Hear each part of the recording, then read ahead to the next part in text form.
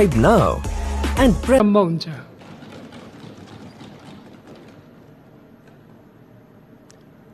मान्य सदस्यहरू, के छ विषय?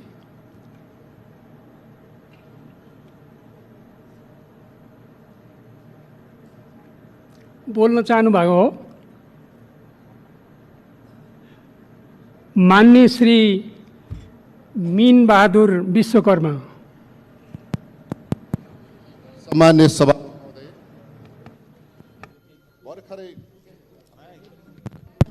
सामान्य सभामुख महोदय,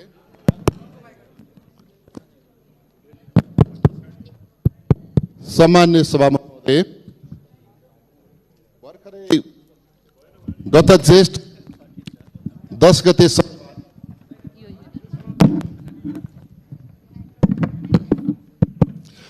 शनिबार समय 3 मिनेट। सभामुख महोदय, मुलुककै इतिहासमा सबैभन्दा ठुलो त्रासदीपूर्ण कहाली लाग्दो जातीय नरसंहारको घटना पश्चिम रुकुममा भर्खरै ज्येष्ठ 10 गते घटेको छ। सभामुख महोदयसँग म ऐतिहासिक महत्त्वलाई मध्यनजर गर्दै समयको सीमालाई अलिकति बढाउन अनुरोध पनि गर्दै केही कुराहरू राख्न चाहन्छु। 15 गते हामी बजेट प्रस्तुत गर्दैछौँ। आज हामी 13 गते छौँ। समय हामीसँग अभाव छ, तर समय अभाव मात्रै होइन सभामुख महोदय, विश्वभर फैलिएको कोरोना भाइरसले जति संसारका मानिसहरूलाई आतंकित गरेको छ, आज नेपालमा 4 महिनाको अन्तरालमा कोरोनाले 4 जना मात्रैको ज्यान लिएको छ। प्रधानमन्त्रीको हिजोको सम्बोधनबाट पनि एक खालको सन्तोष महसुस गर्नुभएको छ। तर जम्मै 1 घण्टाको रुकुमको त्यो नरसंहार गर्ने आक्रमणबाट 6 जनाको ज्यान लिएको छ, 3 जनाको लास भेटिएको छ र 3 जना अहिले पनि बेपत्ता छन्। सभामुख महोदय, त्रिशुलीमा बस खस्दाखेरि सरकारले रातारात समिति बनाउँछ, आयोग बनाउँछ र त्रिशुलीमा नेपाली सेना र गोताखोर खोजेर लास पत्ता लगाउनका लागि सरकार दौडन्छ। त्यहाँ कुनै जातको कुरा हुँदैन। तर आज जाजरकोटका नवराज विश्वकर्मा रुकुमकी सुषमा मल्लसँग 1 वर्ष अगाडि प्रेम जालमा फस्छन्। उनीहरू दुवैको मन मिलेका कारणले विवाह गर्ने निधो गरेको दुवैका अभिभावकलाई थाहा हुन्छ। प्रहरी प्रशासनमा उजुरी हुन्छ, प्रहरीले उमेर नपुगेको भनेर 1 वर्ष अगाडि उमेर पुगेपछि विवाह गर्नु भनी कागज गराइ छोडिदिन्छ। त्यही आधारमा उनीहरू एकअर्काप्रति आकर्षित हुन्छन्, मिलेर हिँड्छन् र अन्तमा घरको दबावपछि उनी मलाई लिन आऊ, मलाई अन्तै विवाह गरिदिन लागे र यहाँ आउँदाखेरि तिमी मलाई लिन आयो भने म तिमीसँग जान्छु भनेको कारणले नवराज विक आफ्ना साथीसहित उनी रुकुम पश्चिम रुकुमको चौरजारी 8 मा उनी जान्छन् सोतीमा। तर त्यहाँ पुग्न साथ गाउँका मानिसहरू उनकी आमाले गाउँमा हारगुहार गर्छन्। वडाध्यक्ष डम्बर मल्ल आउँछन्, सारा मान्छेहरू भेला हुन्छन्, चारतिर घेराबन्दी गरेर ती अबोध बालकहरूलाई, कोही 18 वर्षका, 17 वर्षका, 19 वर्षका र स्वयं नवराज 21 वर्षका मानिसहरूलाई वरिपरिबाट घेरा हालेर मानौ यो गढीमाईको मेलामा राँगा काटे जस्तै गरी उनीहरूलाई साङ्घातिक आक्रमण गरिन्छ। घरेलु हतियारहरू प्रयोग भएका छन्। उनीहरूलाई 4 किलोमिटर परसम्म लखेड्दै लगिन्छ भेरीको किनारमा। एकछिन परिकल्पना गरौँ, मैले त एनिमल प्लानेट र नेसनल जोग्राफीको हेरिरहने गर्छु। त्यहाँ एउटा चारैतिरबाट बाघ र सिंहले त्यो निर्मम एउटा निर्दयी हरिणलाई लखेटे जस्तै गरी लखेटेर मारिएका छन्। केही मानिसहरू आत्तिएर भेरी नदीमा हामफालेका छन्। पौडन जान्नेहरू घर पुगे, पौडिन नजान्नेहरू अतालिएका मनस्थितिमा उनीहरू डुबेर मरे। आज 3 जनाको लास भेट्यो, बाँकीको लास भेटिएको छैन। र प्रहरी प्रशासनमा उजुरी गर्न जाँदा प्रहरी प्रशासनले पनि त्यो घटनालाई तोडमोड गर्ने गरी आज अल्मलाएको छ। त्यहाँ राजनीतिक दबाव र प्रभावमा जिल्ला प्रशासन कार्यालय परेको जस्तो देखिएको छ। त्यसैले म सभामुख महोदय मार्फत सरकारको गम्भीर ध्यानाकर्षण गर्छु र गृहमन्त्रीसँग मेरो अनुरोध पनि के छ भने भर्खरै मात्र यो कोरोना भाइरसको महामारीका बेला भारतका हिन्दुस्तानका एक चर्चित अभिनेताले एक भनाइ भन्नुभएको छ, एक भाइरस ने सबको अछूत बना दिया, एक वायरस ने सबको अछूत बना दिया, जरा सोचो वो समाज कैसे जिया होगा जिसको हजारों साल से अछूत बनाकर रखा है।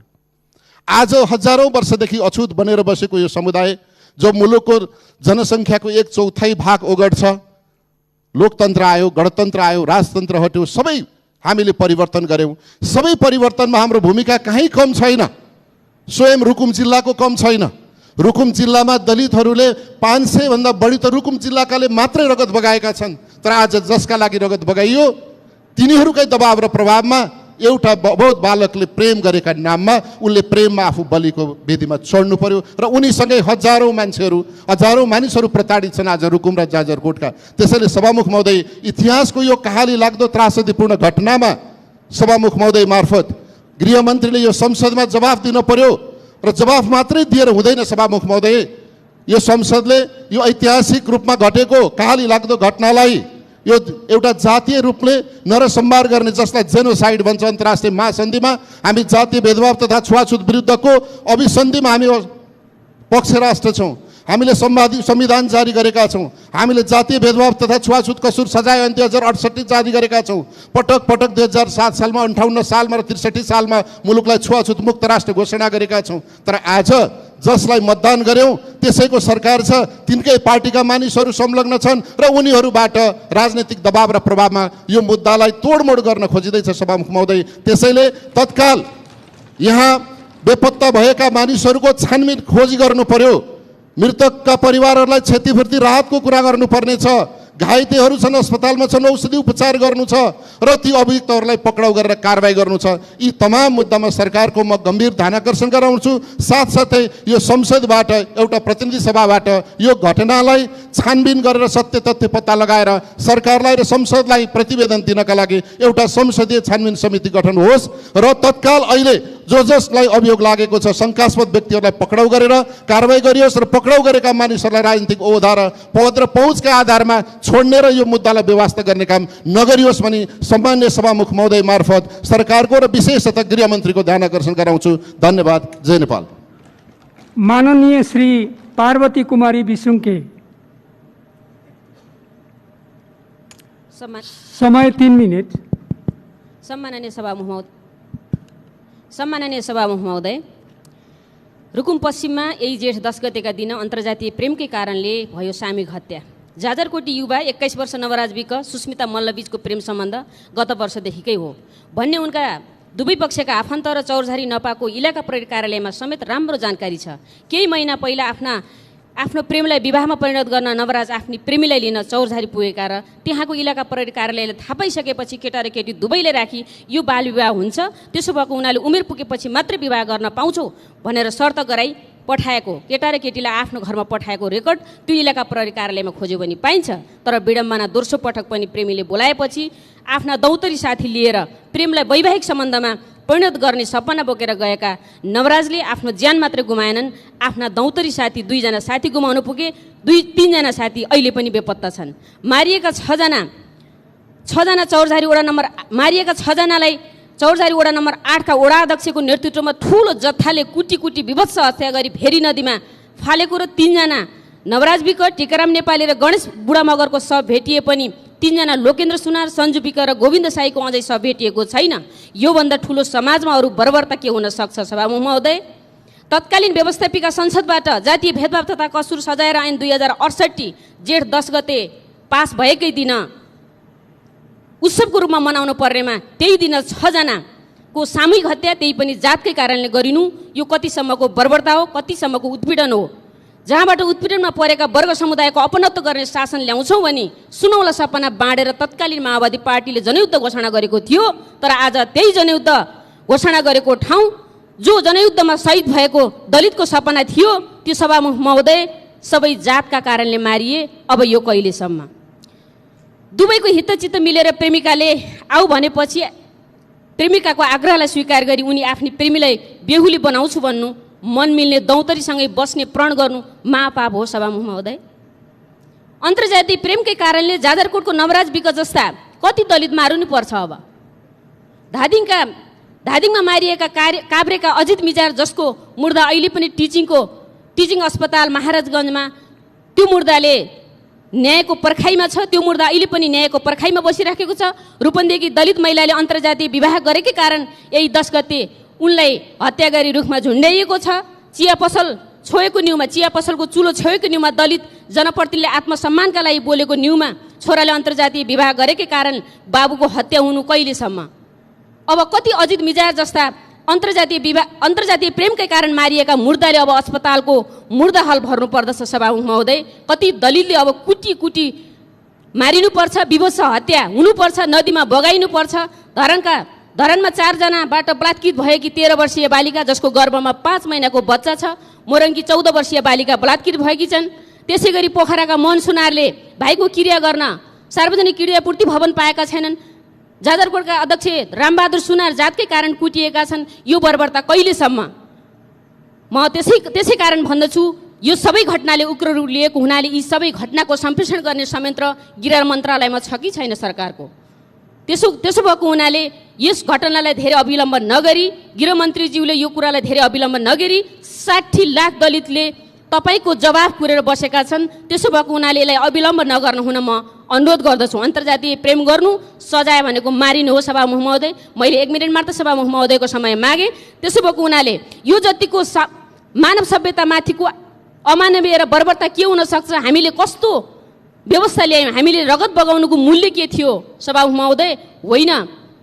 होइन भने अब यो सरकारले यस्ता घटना ठुलो हेरेर बसिराख्ने कि यसलाई चाहिँ यी घटनालाई चाहिँ समाधान गर्न सरकारले चाहिँ आफ्नो कदम चाल्ने? त्यसो भएको हुनाले पनि म के भन्न चाहन्छु त भन्दा अब हामीले ब्राह्मणवाद अथवा हामीले मन्त्र होइन, हामीले शास्त्र होइन घोटाउने, अब कानुन घोटाउँ सभामुख महोदय। सामन्तवाद घोटाउने होइन, अब समाजवाद घोटाउँ। बर्बरता होइन, भारतीयत्व सिर्जना गर्न सिकाउँ। मानव मार्ने होइन, उसको जिउन पाउने अधिकार भन्ने सिकाउँ। यो पनि स्मरण गराउँदछु सभामुख महोदय। आजको यो राष्ट्र निर्माणमा 20 नकर्जीदेखि 10 वर्षीय जनयुद्ध र 62-63 को 19 दिने जनआन्दोलनमा सफल पार्नेमा दलित समुदायको योगदान कम छैन। मलाई यो पनि स्मरण छ, अधिकारको खोजी गर्दै गर्दा अधिकारको तिर्खा नमेटिएर यही देशका नारीहरूले जल समाधि लिएको पनि हाम्रै देश नेपाल हो। त्यसैले म अन्तमा भन्न चाहन्छु, यस गरिमामय सदनमा हामी 60 लाख दलित समुदाय न्यायका भोका छौँ। न्यायकै तिर्खामा भएकाले हामीलाई सरकारले बुको सातु होइन, क्युरिफाई गरेको पानीको व्यवस्था गरियोस्। त्यो भनेको माथि सबै घटनाको सत्य तथ्य छानबिन गरेर पीडितलाई न्यायको प्रत्याभूति दिलाउनका लागि सरकारको तर्फबाट निष्पक्ष र स्वतन्त्र प्रकृतिको उच्च स्तरीय न्यायिक समिति बनाइयोस् र जनताबाट अनुमोदित संसदबाट समेत उच्च स्तरीय संसदीय छानबिन समिति गठन गरियोस् भनी सभामुख मार्फत म नेपाल सरकारलाई ध्यान आकर्षण गराउँछु। धन्यवाद। माननीय श्री रेणुका गुरुङ।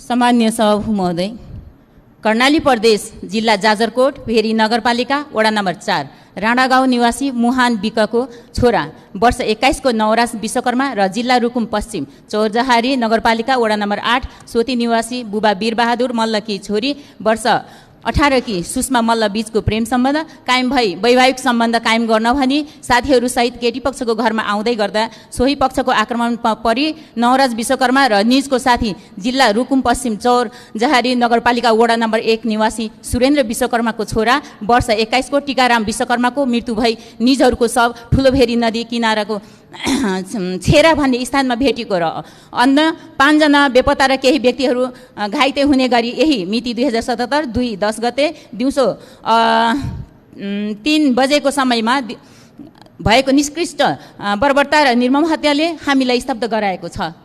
दुःखको यस घडीमा मृतकप्रति भावपूर्ण श्रद्धाञ्जली सहित शोकाकुल परिवारजनप्रति गहिरो संवेदना व्यक्त गर्दछौँ। साथै यस्तो अमानवीय निन्दनीय र सुनियोजित घटनाको निष्पक्ष एवं स्वतन्त्र छानबिनको लागि उच्च स्तरीय छानबिन समिति गठन गर्न र घटनाको स्थलगत अवलोकन गरी अनुसन्धान गर्न राष्ट्रिय मानव अधिकार आयोग र राष्ट्रिय दलित आयोग लगायत सबै निकायहरूलाई अनुरोध गर्दछु। सबै घाइतेहरूको गुणस्तरीय र प्रभावकारी उपचार, बेपत्ता भएकाहरूको स्थिति यथाशीघ्र सार्वजनिक गरी सो घटनामा परि ज्यान गुमाउनु भएका सबैलाई सांस्कृतिक रूपान्तरण अभियानको सहित घोषणा गर्नु हुन सहमुखज्यू मार्फत अनुरोध गर्दछु नेपाल सरकारलाई। धन्यवाद। मान्य गृहमन्त्रीले सार्वजनिक महत्त्वको विषयमाथि बोल्नका लागि समय माग गर्नुभएको छ। म अब उहाँलाई समय दिन्छु।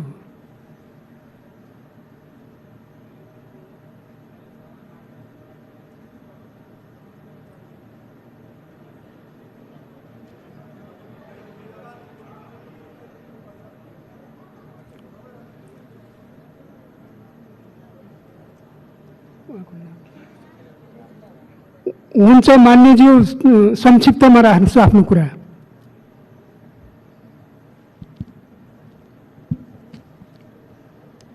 सभामुख महोदय,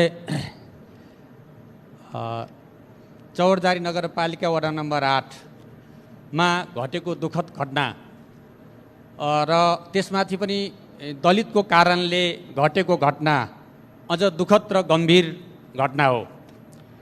यो घटना प्रेम सम्बन्धसँग सम्बन्धित छ भन्ने कुरा पनि यहाँ प्रष्ट भइसकेको छ।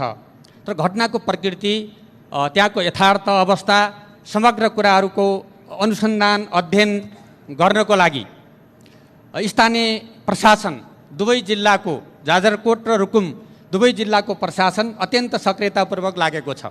पहिलो कुरा र सत्य तथ्य सार्वजनिक गर्न, ल्याउन, दोषीमाथि कारबाही गर्न हामी सबैले आफ्नो ठाउँबाट मद्दत गरेका छौँ, सहयोग गरेका छौँ र स्थानीय पार्टीहरू, स्थानीय सरकार सबै त्यसमा सहयोगी भनेर अगाडि गएको अवस्था हो सभामुख महोदय। र यसरी 3 जनाको अहिलेसम्म नदीमा लास बगेको नदीबाट किनारामा लास भेटिएको छ। 3 जना अझै बेपत्ता भएको अवस्था हो सभामुख महोदय।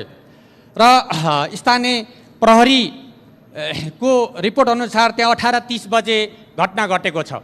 18:30 बजे घटना घटेको छ र त्यसमा मैले वीरबहादुर मल्लको घरमा नवराज विक लगायतका 18 जना युवाहरू आएको देखेपछि उनको श्रीमतीले छिमेकीहरूसँग गुहार गरेको र गुहारपछि छिमेकीहरू लकडाउनको बेलामा आएका युवाहरू को हुन् भनेर त्यसपछि त्यहाँ झडप सुरु भएको र झडप सुरु हुँदै जाने क्रममा दुवैतिरबाट त्यतिखेरै वडा अध्यक्षले प्रहरीलाई खबर गरे। प्रहरी तत्काल त्यो ठाउँमा आइपुगेको छ र प्रहरीसँगै त्यो झडप अगाडि बढ्दै जाँदा नदी किनारामा 11 जनाले हाम फालेको र 5 जना तैरिन सफल भएको, 6 जना हराएको मध्येमा 3 जनाको लास प्राप्त भएको छ, जसमा नवराज विक लगायतका अरू 2 जना व्यक्तिहरू हुनुहुन्छ, युवाहरू हुनुहुन्छ। यसरी घटना घटेको छ र त्यो घटनाको सत्य तथ्य छानबिन गर्ने कुरामा हामी सबैको त्यहाँ कुनै राजनीतिक दबाब हुन सक्दैन। रुकुममा यस्ता घटनाहरूको बारेमा, छुवाछुतसँग सम्बन्धित घटनाहरूको बारेमा सभामुख महोदय राजनीतिकरण हुन सक्दैन। सत्य तथ्य छानबिन हुनेछ र म के कुरा राख्न चाहन्छु भने सभामुख महोदय मान्य सदस्यहरू मेरो कुरा टुङ्ग्याउन पाऊ। सभामुख महोदय सुन्नु न, कुरा सुन्नु न, मेरो कुरा टुङ्ग्याउन पाऊ। मेरो कुरा टुङ्ग्याउन पाऊ सभामुख महोदय।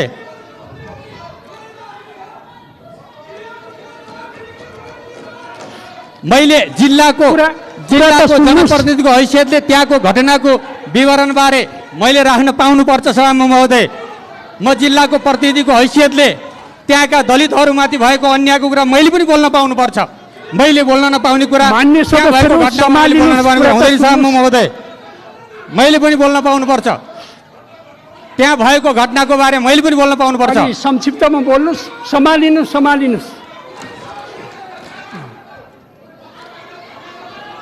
बस्नु, सम्हालिनुहोस्।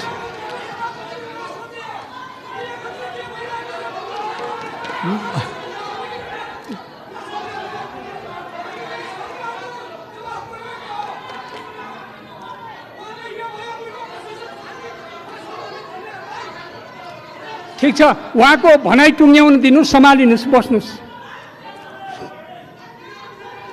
सभामुख महोदय, त्यहाँ 12 जना अहिले प्रहरीले गिरफ्तार। म त्यहाँको त्यस क्षेत्रको सांसद भएको नाताले त्यहाँको अवस्थाको बारेमा यो मैले यहाँ राख्नु मेरो आफ्नो अधिकारको कुरा हो सभामुख महोदय। म त्यहाँको जनप्रतिनिधि हुँ, त्यहाँका दलितहरूको जनप्रतिनिधि पनि हुँ, म त्यहाँको जनताको जनप्रतिनिधि हुँ। मैले राख्न पाइँदैन, घटनाको बारेमा मैले राख्न पाइँदैन। यो कुन नियमावली छ सभामुख महोदय? सभामुखले दिएको समयमा बोल्दै गर्दा आपत्ति गर्ने कुन नियमावली छ सभामुख महोदय? मान्य सदस्यहरू अहिले बस्नुहोस्। यसलाई यो निकै गम्भीर घटना हो। यसको तपाईँहरूले बोलेपछि मेरो गम्भीर ध्यान आकर्षण भएको छ। उहाँको भनाइ टुङ्ग्याउन दिनुहोस्। हजुर,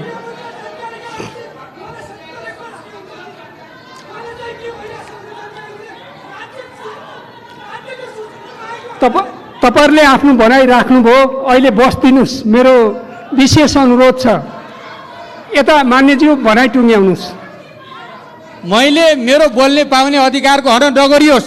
म त्यहाँको जनप्रतिनिधि हुँ, त्यहाँका दलितको आवाज पनि मैले बोल्न पाउनुपर्छ, त्यहाँका जनताको आवाज मैले बोल्न पाउनुपर्छ। संसदमा मैले बोल्न किनभने तपाईँहरूको सरकार ध्यान आकर्षण गरिसकेको छ, उहाँलाई भनाइ टुङ्ग्याउनु। मैले पनि समय मागेको छु, मैले बोल्न किन नपाउने सभामुख महोदय? भनाइ टुङ्ग्याउनु। मैले कसैको कुनै मन्त्रीको जवाब दिँदै छैन। मैले मेरो कुरा मेरो जिल्लाको नाताले त्यहाँ भएका घटनाको सत्य विवरणमा राख्नु मेरो कर्तव्य हो सभामुख महोदय। अरू मान्य सदस्यहरू बस्नु होला, आफ्नो ठाउँमा बस्नु होला। भएका घटनाहरूमा मेरो बोल्ने अधिकार छैन? अधिकार छ। अब भनाइलाई टुङ्ग्याउनुहोस्। मान्य सदस्यहरू म के मान्न चाहन्छु भने घटनाको सत्य तथ्य छानबिन गरेर मान्य सदस्यहरू अहिले तपाईहरु बस्नुहोस्। प्रतिनिधिमूलक रूपमा तपाईलाई पनि म समय दिन्छु। अहिले बस्नुहोस्। गर्नको लागि संसदीय समिति बनाउँदा पनि बनाएर वा अन्य समितिहरू बनाएर भने यसको छानबिन गर्नुपर्छ, स्तरगत अध्ययन गरेर छानबिन गर्नुपर्छ भन्ने माग पनि म गर्न चाहन्छु। अहिलेलाई तपाईहरु बस्नुहोस्। यो घटनालाई राजनीतिकरण कसैले नगरियोस्। त्यहाँ सत्य तथ्य छानबिनको लागि म त्यहाँको जनप्रतिनिधिको हैसियतले सहयोग गर्न म तयार छु, म सहयोग गर्छु र त्यहाँ कसैले पनि त्यहाँ सहयोग गर्न सबै जनता पनि तयार छ। यो कुरा पनि म जानकारी गराउँछु र मृतकहरूप्रति हार्दिक श्रद्धाञ्जली म व्यक्त गर्न चाहन्छु र दोषीमाथि कारबाहीको म माग गर्न चाहन्छु। सरकारले यो छानबिन गरोस्। मैले मेरो जनप्रतिनिधिको हैसियतले त्यहाँ भएका घटनाहरू बोल्दा बोल्दै आपत्ति गरेको कुरा मेरो पनि आपत्ति सभामुख होस्। धन्यवाद। मान्य सदस्यहरू अरू सबै बस्नुहोस्। एकजनाले चाहिँ आफ्नो भनाइ 1 मिनेटमा राख्नु होला।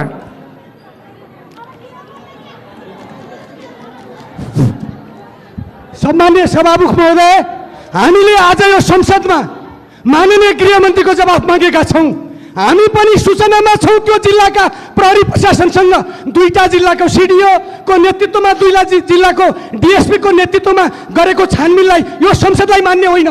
यो अन्तर्राष्ट्रिय जगतकै आज नेपाली हाम्रो हरेक परिवर्तन क्रान्तिलाई चुनौती दिने अपराध हो। मानव जातिमाथि भएको विवत्स हत्या हो।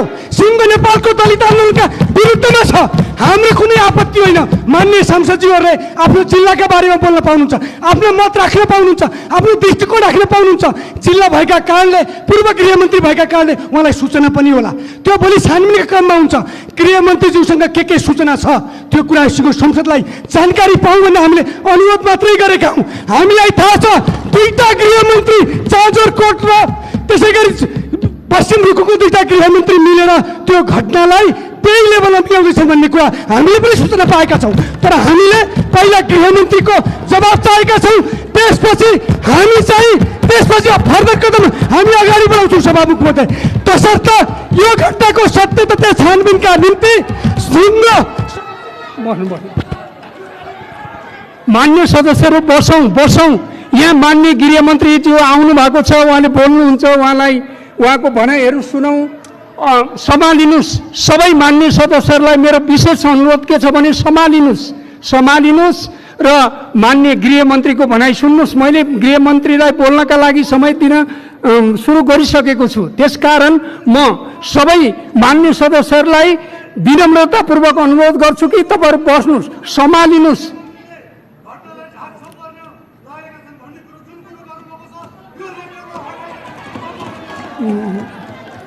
ठिक छ, अहिले बस्नुहोस्। मान्य गृहमन्त्रीले सार्वजनिक महत्त्वको विषयमाथि बोल्नको लागि समय माग गर्नुभएको छ। अब म उहाँलाई समय दिन्छु।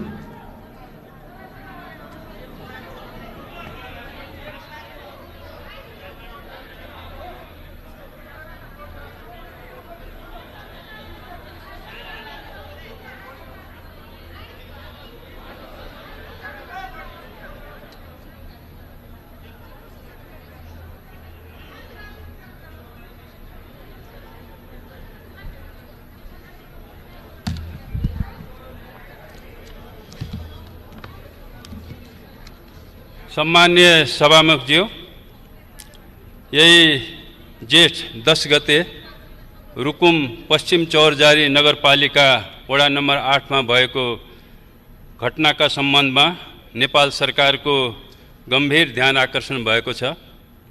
उक्त घटनाप्रति दुःख व्यक्त गर्दै मृतकका परिवारमा संवेदना प्रकट गर्दछु। साथै घटनाका सम्बन्धमा हालसम्मको विवरण सम्मानित सदन समक्ष पेश गर्ने अनुमति चाहन्छु।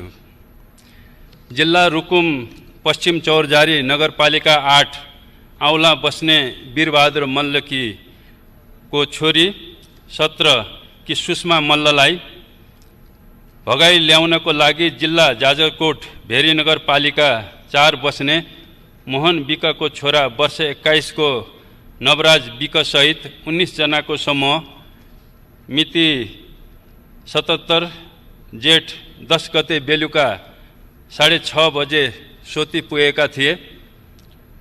भगाई लाने क्रममा केटी पक्ष र केटा पक्षको आफन्तबीच झगडा हुँदा केटी पक्षकाले केटा पक्षकालाई भेरी नदी अवलतर्फ लखेटेका थिए। केटा पक्ष जिल्ला जाजरकोट भेरी नगरपालिका 4 बस्ने वर्ष 21 को सुदीप खड्का सामान्य घाइते भएको र केटा पक्षका 5 जनालाई अस्थायी प्रहरी पोस्ट राउत गाउँ र 7 जनालाई इलाका प्रहरी कार्यालय चौरजारीबाट खटिएको प्रहरी टोलीले नियन्त्रणमा लिएको थियो। हालसम्म फेला परेका शवहरू पोस्टमार्टमको लागि जाजरकोट अस्पतालमा राखिएको छ। जेठ 10 गते राति 10 बजे निज नवराज विकको शव जिल्ला जाजरकोट भेरी नगरपालिका 4 स्थित भेरी नदीको बीच भागमा फेला परेको। 11 गते 6:30 बजे भेरी नगरपालिका 12 खोदाखोला स्थित भेरी नदीको बीच बगरमा जिल्ला रुकुम पश्चिम चौरजारी नगरपालिका 1 लामीछाने बस्ने वर्ष 20 को टीकाराम सुनारको शव फेला परेको। 12 गते अपराह्न 4 बजेतिर भेरी नगरपालिका 12 मा जाजरकोट भेरी नगरपालिका वडा नम्बर 4 राणा गाउँ बस्ने वर्ष 17 को गणेश बुढाको शव फेला परेको। हालसम्म फेला नपरेको र खोजी कार्य जारी रहेको छ। जिल्ला जाजरकोट भेरी नगरपालिका वडा नम्बर 11 को लोकेन्द्र सुनार वर्ष 18, ऐजन को गोविन्द साई वर्ष 17,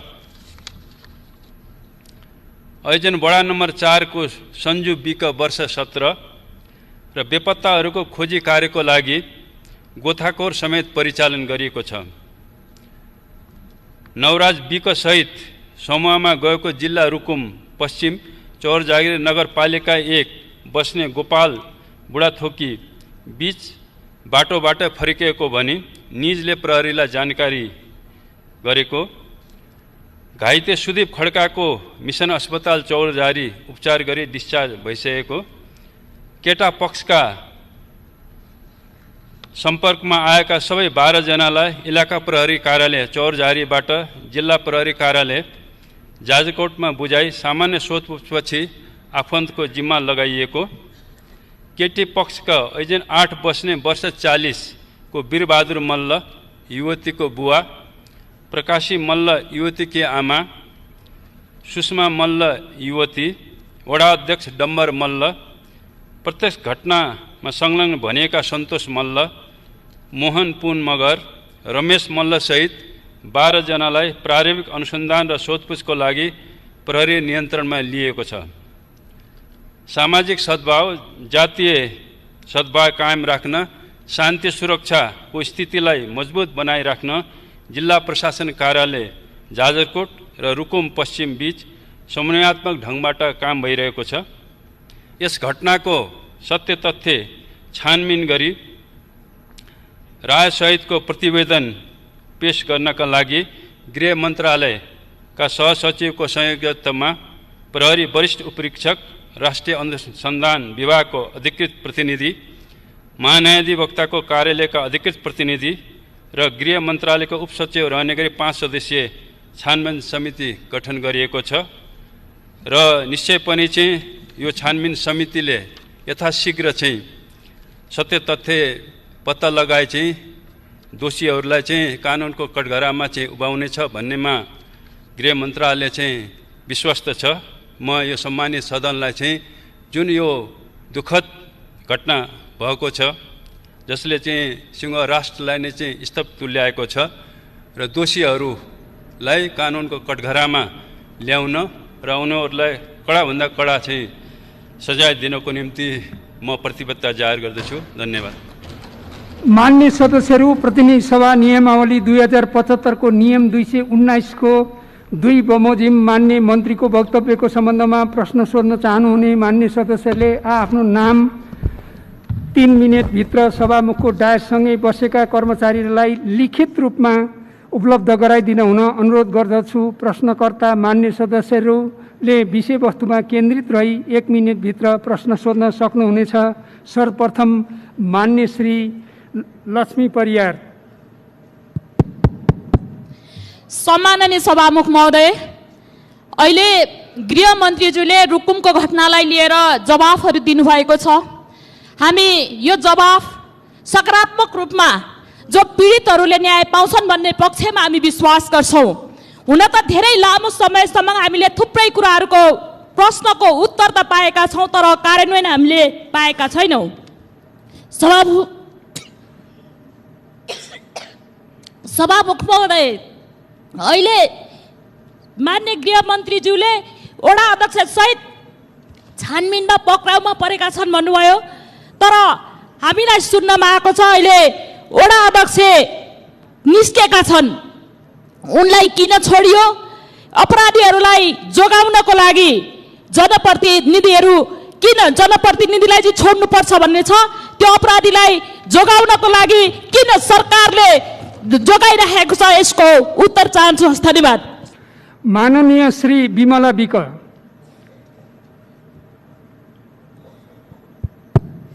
सामान्य सभामुखज्यू, मान्य गृहमन्त्रीजीले जुन प्रतिबद्धता जाहेर गर्नुभएको छ यसको लागि उहाँलाई म धेरै धेरै धन्यवाद दिन चाहन्छु। तर यो घटना सन्दर्भ हेर्दा के देखिन्छ भने सामान्य सभामुखज्यू, मैले बिहान मात्र इन्टरभ्यू सुनेको थिएँ। सम्बन्धित जिल्लाको सिडिओ साहबले के भन्नु भएको छ भने यो जातीय विभेदको घटना हो कि होइन अनुसन्धान गर्दैछौँ भन्नुहुन्छ। सम्बन्धित नगरपालिकाको मेयर साहबले के भन्नुहुन्छ भने यो जातीय विभेदको घटना हो कि होइन हामी अनुसन्धान गर्छौँ, कसैले यसलाई जातीय विभेदको भनेर अतिरञ्जित गर्यो भने हामीलाई असह्य हुन्छ भन्नुहुन्छ। भनेपछि भन्न खोजेको के हो सामान्य सभामुखज्यू, यो कुनै पनि हालतमा अरू कुनै हिसाबले तोडमोड गर्न नमिल्ने घटना हो भन्ने कुरा मलाई लागिरहेको छ। अर्को हिसाबले अघि पूर्वोक्त मान्यज्यूले पनि भन्नुभयो नदीमा हाम फालेका मान्छेहरू भन्ने सन्दर्भको कुरा आयो, तर प्रत्यक्ष घाइतेहरूले अहिले के भनिरहनु भएको छ भने केही साथीहरू नदीमा हाम फाल्यौँ, हामीलाई माथिबाट ढुङ्गा हानियो, माथिबाट लाठी हानियो, माथिबाट विभिन्न खालको हतियारहरू प्रयोग गरेर मृत्यु भएको भन्ने कुरा घाइते भएका मध्येबाट भनिरहनु भएको छ। भनेपछि म यहाँहरूलाई सम्मानित सदनमा के कुरा अनुरोध गर्न चाहन्छु भने यो घटना अरू कुनै पनि हिसाबले नभएर विशुद्ध रूपमा जातीय विभेदका आधारले भएको घटना हो। यसलाई त्यही मर्मका साथ अगाडि लानुपर्छ। राज्यले यसमा शुद्ध संवेदनशीलता कायम गरिरहनुपर्छ।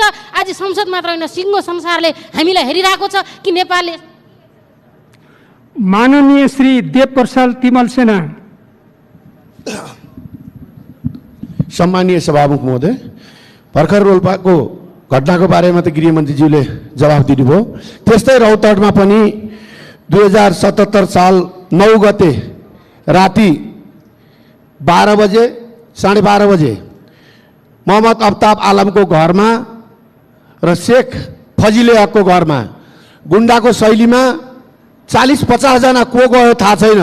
त्यहाँको चाहिँ मेयरले चाहिँ सोद्धाखेरि सिडिओ र एसपीलाई तपाईँहरूको पुलिस कोही आएको छ भन्दा आएको छैन, थाहा छैन। त्यो कहाँबाट गयो? त्यहाँ लुटपाट गरिएको छ, ढोका तोडफोड गरिएको छ। उहाँलाई चाहिँ पूर्व मन्त्री माननीयलाई कारागारमा राखिएको छ, मुद्दाको पूर्वपक्ष हुँदैछ र उहाँको घरमा पाउने 1 बजे तोडफोड गरेर बुढापाका 70 वर्ष 80 वर्षको मान्छेलाई कुटिएको छ। नवीन बन्नीको घरमा उहाँको श्रीमतीलाई पिटिएको छ र उहाँलाई चाहिँ लुटपाट पनि भएको छ। त्यो अहिलेसम्म मान्य सदस्यहरू, फेरि पनि म विशेष अनुरोध गर्दछु सम्बन्धित घटनामा नै केन्द्रित रहेर प्रश्न सोधिदिनु होला। मान्य श्री नीरा देवी जैरू।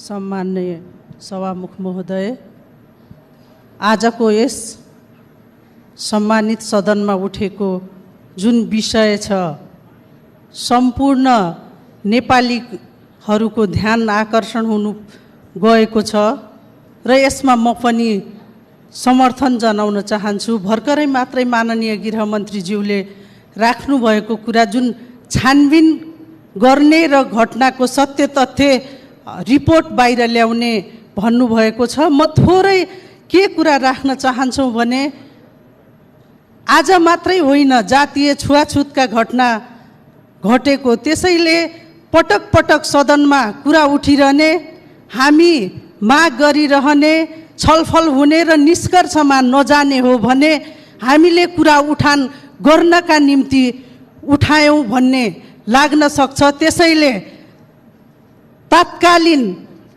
यो सदनमा उठेको कुरालाई माननीय श्री सुजाता परियार।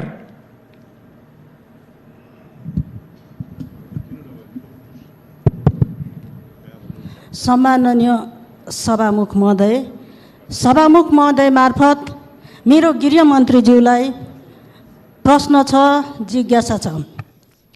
जाजरकोट निवासी नवराज विक र रुकुम निवासी सुषमा मल्लबीच रहेको प्रेम सम्बन्धलाई विवाहमा परिणत गर्दाखेरि केटी पक्षको आमा लगायत अन्य मानिसहरूले कुटपिट गरी हत्या गरेर नदीमा फ्यालिएको छ र उहाँ लगायत अन्य अहिलेसम्म बेपत्ता भएको खबर हामीले पाएका छौँ। तर गृहमन्त्रीले यस विषयमा जवाफ दिनुभयो, चित्तबुझ्दो जवाफ आएको छैन र दोषीलाई कहिलेसम्म पक्रेर कारबाही हुन्छ र तत्काल कारबाही होस् भन्ने कुरा पनि म राख्न चाहन्छु।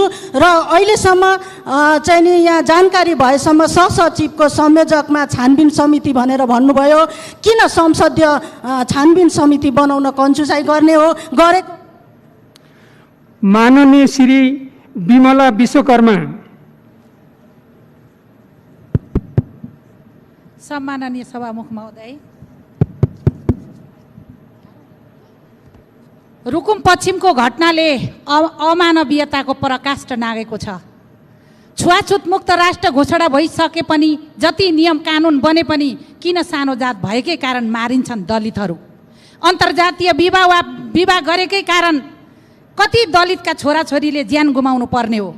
रुकुम घटनामा नवराज विक सहित 3 जनाको ज्यान गएको छ, 3 जना हराइरहेका छन्। यो देश अन्धा कानुन भएको देश हो। ब्राह्मणवाद कहिलेसम्म हावी हुने यो देशमा? एउटा ब्राह्मण क्षेत्रीका छोराछोरी मर्दा पुरा देश आन्दोलित हुन्छ, तर दलितका छोराछोरी कुटेर मारिन्छन्, झुन्ड्याएर मारिन्छन्, बलात्कार गरेर मारिन्छन्।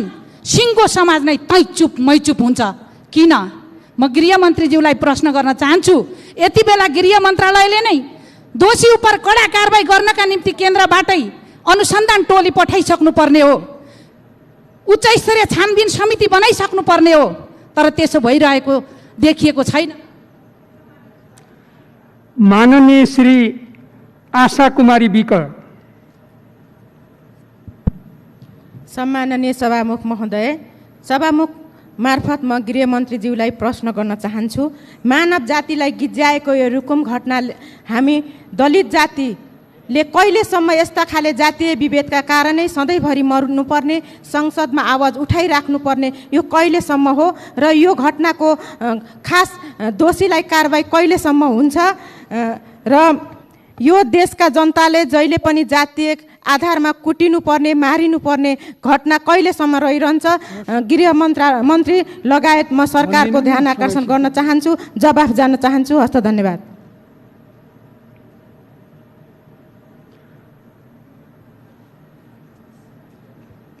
माननीय श्री प्रकाश रसाइली स्नेही। सम्माननीय सभामुख महोदय, यो एउटा घटना होइन, अपराध हो। सभामुख महोदय, हामीले गृहमन्त्रीज्यूको जवाफ मागिरहेका छौँ र प्रष्टै हामीले के भनेका छौँ भने संसदीय छानबिन समिति गठन होस्। अझ पनि रुकुम र जाजरकोटका के अरे सङ्घीय संसदको सहभागितामा संसदीय छानबिन समिति गठन होस् र त्यो समितिले यसको छानबिन गरोस्।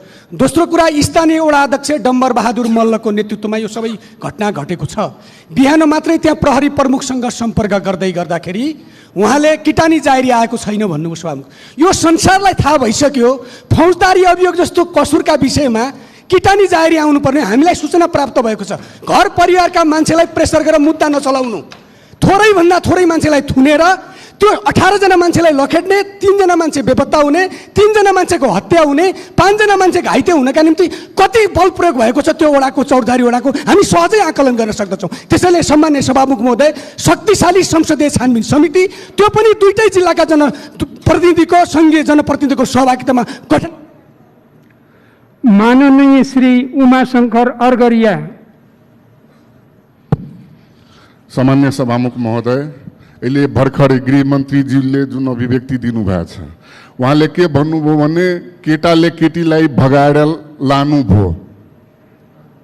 यसबाट के स्पष्ट हुन्छ? भगाएर लगेको छ केटाले कि प्रेममा दुवैजना मिलेर गएको हो? यथाशीघ्र सदनको ध्यान र हामी उहाँको अभिव्यक्तिबाट मलाई के लाग्यो भनेर कि भगाउनुको अर्थ 3वटा 4वटा हुन्छ। एउटा अपहरणको सिलसिलामा भगाएर जाने हो र एउटा प्रेममा आफू राजी खुसी 2-3 जना जाने हो। त्यो स्पष्ट गृहमन्त्रीज्यूबाट पाऊ। अर्को, अनुसन्धानको सिलसिला जब सुरुवातै भइराखेको अवस्थामा वार्ड अध्यक्ष छोड्नु कतिको न्यायपूर्वक छ? म स्पष्ट हुन चाहन्छु, गृहमन्त्रीबाट जवाब पाऊ। माननीय श्री बिन्दा पाण्डे।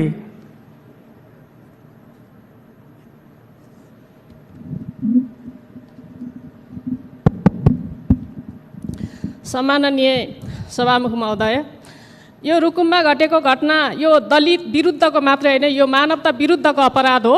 यसर्थ दोषीलाई हदैसम्मको कारबाही हुनुपर्छ भन्नेमा दुई मत छैन। तर म सभामुख महोदयको के ध्यान आकर्षण गर्न चाहन्छु भन्दा, अघि माननीय पार्वती जीले भन्नुभएका जति पनि त्यहाँ घटनाहरू छन्, यो एउटा घटना मात्र होइन, श्रृङ्खलाबद्ध सबै घटनाको छानबिन होस् र त्यसका दोषीहरूलाई कारबाही होस् भन्ने सन्दर्भमा पनि यो आजको यो सदनबाट एउटा निर्देशन होस् भन्ने आग्रह गर्न चाहन्छु। र त्यो बालिका जो छ उसलाई पनि यो अहिलेको प्रेसरले गर्दाखेरि अरू घटना घट्न सक्छ, त्यसको बारेमा यो साइकोसोसियल काउन्सिलिङको बारेमा पनि सरकारले ध्यान दियोस्, आग्रह गर्न चाहन्छु। धन्यवाद। माननीय श्री खगराज अधिकारी। सम्माननीय सभामुख महोदय, मानव सभ्यतालाई गम्भीर चुनौती दिने अपराधिक घटना जो रुकुम, पश्चिम रुकुम र जाजरकोटको सन्दर्भ जोडेर भएको छ, म मृतकहरूप्रति भावपूर्ण श्रद्धाञ्जली अर्पण गर्न चाहन्छु। अपराधीलाई कडाभन्दा कडा कारबाहीको माग गर्न चाहन्छु र यस्ता अपराधहरू कुनै पनि हालतमा दोहोरिन नदिन सरकारको प्रतिबद्धता म चाहन्छु र गृहमन्त्रीज्यूलाई म निवेदन गर्न चाहन्छु, कुनै पनि हालतमा जुनसुकै स्रोत साधन या पावर प्रयोग गरेर अपराध ढाकछोप गर्ने काम नगरियोस्। दलित समुदायमाथिको यो अत्याचार, निर्ममतापूर्वकको अत्याचार, मानव हत्यालाई कुनै पनि हालतमा छुट नदियोस् भन्ने पनि म जोरदार माग गर्न चाहन्छु। यो मानव सभ्यता र नेपाली समाजलाई कलङ्क हो र यो कलङ्कलाई सदा निमिट्यान्न पार्ने प्रतिबद्धता पनि चाहन्छु। धन्यवाद। मान्य श्री प्रेम सुवाल। सम्माननीय सभामुख महोदय मार्फत गृहमन्त्रीज्यूसँग जिज्ञासा राख्न चाहन्छु।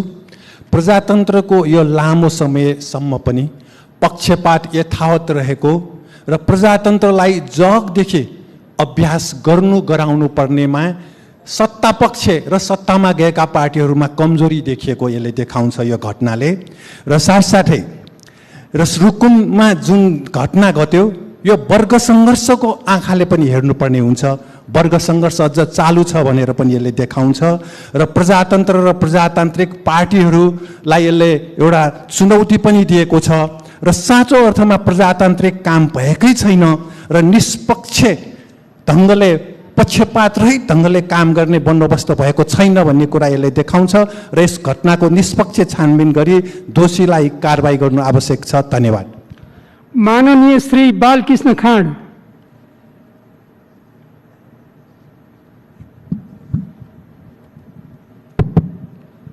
सम्माननीय सभामुखज्यू, हालै रुकुममा घटेको घटना यो अमानवीय अपराध हो। जातीय विभेद, मानवाधिकारको हनन र मानवको जीवनको नै यो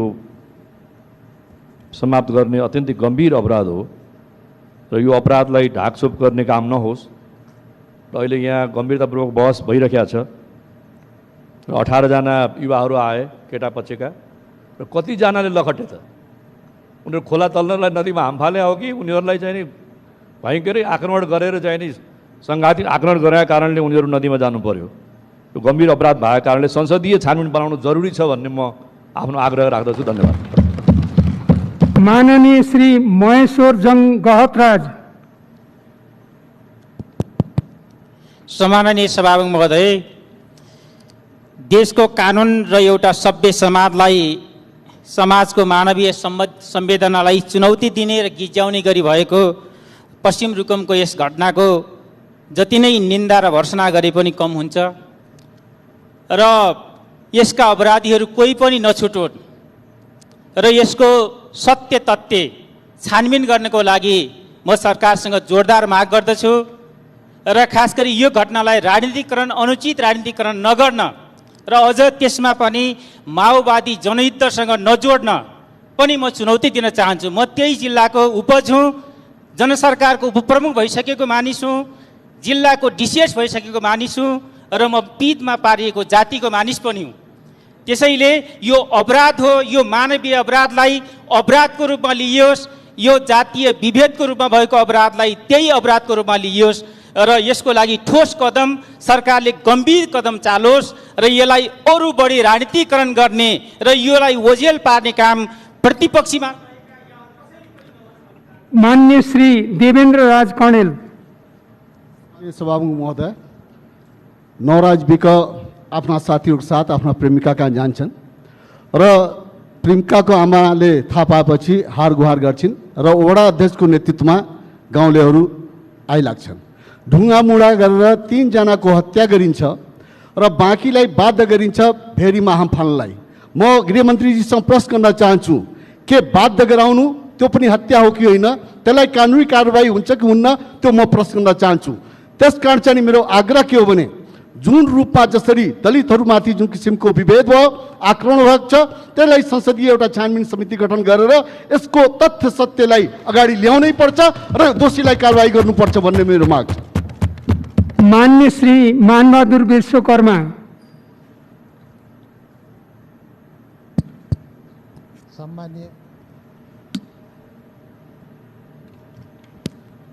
सम्माननीय सभामुख महोदय, यो दुःखद घटनाका विषयमा गृहमन्त्रीजीले चाहिँ यहाँ आफ्नो केही स्पष्टीकरण दिइसक्नु भएको छ र त्यो स्पष्टीकरणका सम्बन्धमा मलाई के भन्नु छ भन्दामा उहाँले ती चाहिँ भने जाजरकोटबाट गएका मान्छेहरू चाहिँ नदीमा हाम फाले भन्नुभयो। हाम फाले मात्रै भन्दा चाहिँ यो अपूर्ण शब्द भयो। उनले किन हाम फाले, उसको हाम फाल्नेका कारण के थियो?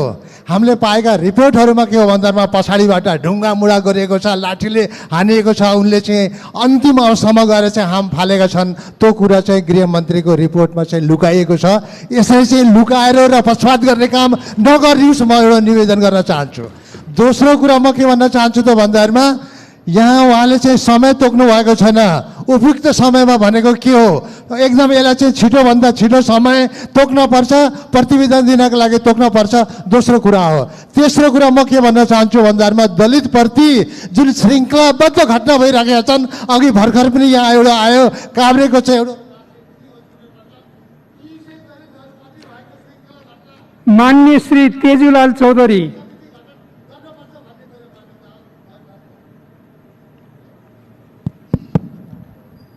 सम्मानीय सभामुख महोदय, जुन घटना यो जातिको विरोधमा जुन बाहुनवादले यो घटना घटाएको छ, त्यो मानववादको सबभन्दा दुर्घटना भनौँ या अति नै घटना हो। त्यस कारणले मैले गृहमन्त्रीज्यूलाई मेरो प्रश्न के छ भन्दाखेरि 18 जना व्यक्तिहरू जुन गयो, 18 जना व्यक्तिलाई मार्नका लागि पुरै गाउँले र 12 जना मात्रै भ्यायो कि अरू पनि छ भन्ने कुरा आग्रह गर्न चाहन्छु र वडा अध्यक्षलाई किन छोडियो, साथै यो छानबिन गर्नका लागि उच्च स्तरीय संसदीय छानबिन माग गर्न चाहन्छु। धन्यवाद। मान्य श्री डाक्टर अमरेश कुमार सिंह। सम्मानीय सभामुख महोदय, वास्तवमा जुन रुकुम पश्चिममा जुन घटना घटेको छ, संसदले जति गम्भीरताले लिनुपर्ने म त्यति देख्दैन। किनकि हामी यो कस्ता गणतन्त्रमा कस्ता संविधानको तहत यहाँ छलफल गरिराखेका छौँ कि दलितको मुद्दा दलितले उठाउनु पर्ने, बाँकी ठुलो नेताहरूले उठाउनु नपर्ने। दोस्रो कुरा, जहिले पनि गृहमन्त्रीको जवाबसँग म सन्तुष्ट छैन, किनकि जब यो गृह मन्त्रालय अन्तर्गत छानबिन छ भने त्यो घटनालाई ढाकछोप गर्नलाई बनाइन्छ। त्यसकारण संसदीय छानबिन समिति गठन होस्, त्यसपछि मात्रै घटनाको सत्य तथ्य बाहिर आउँछ।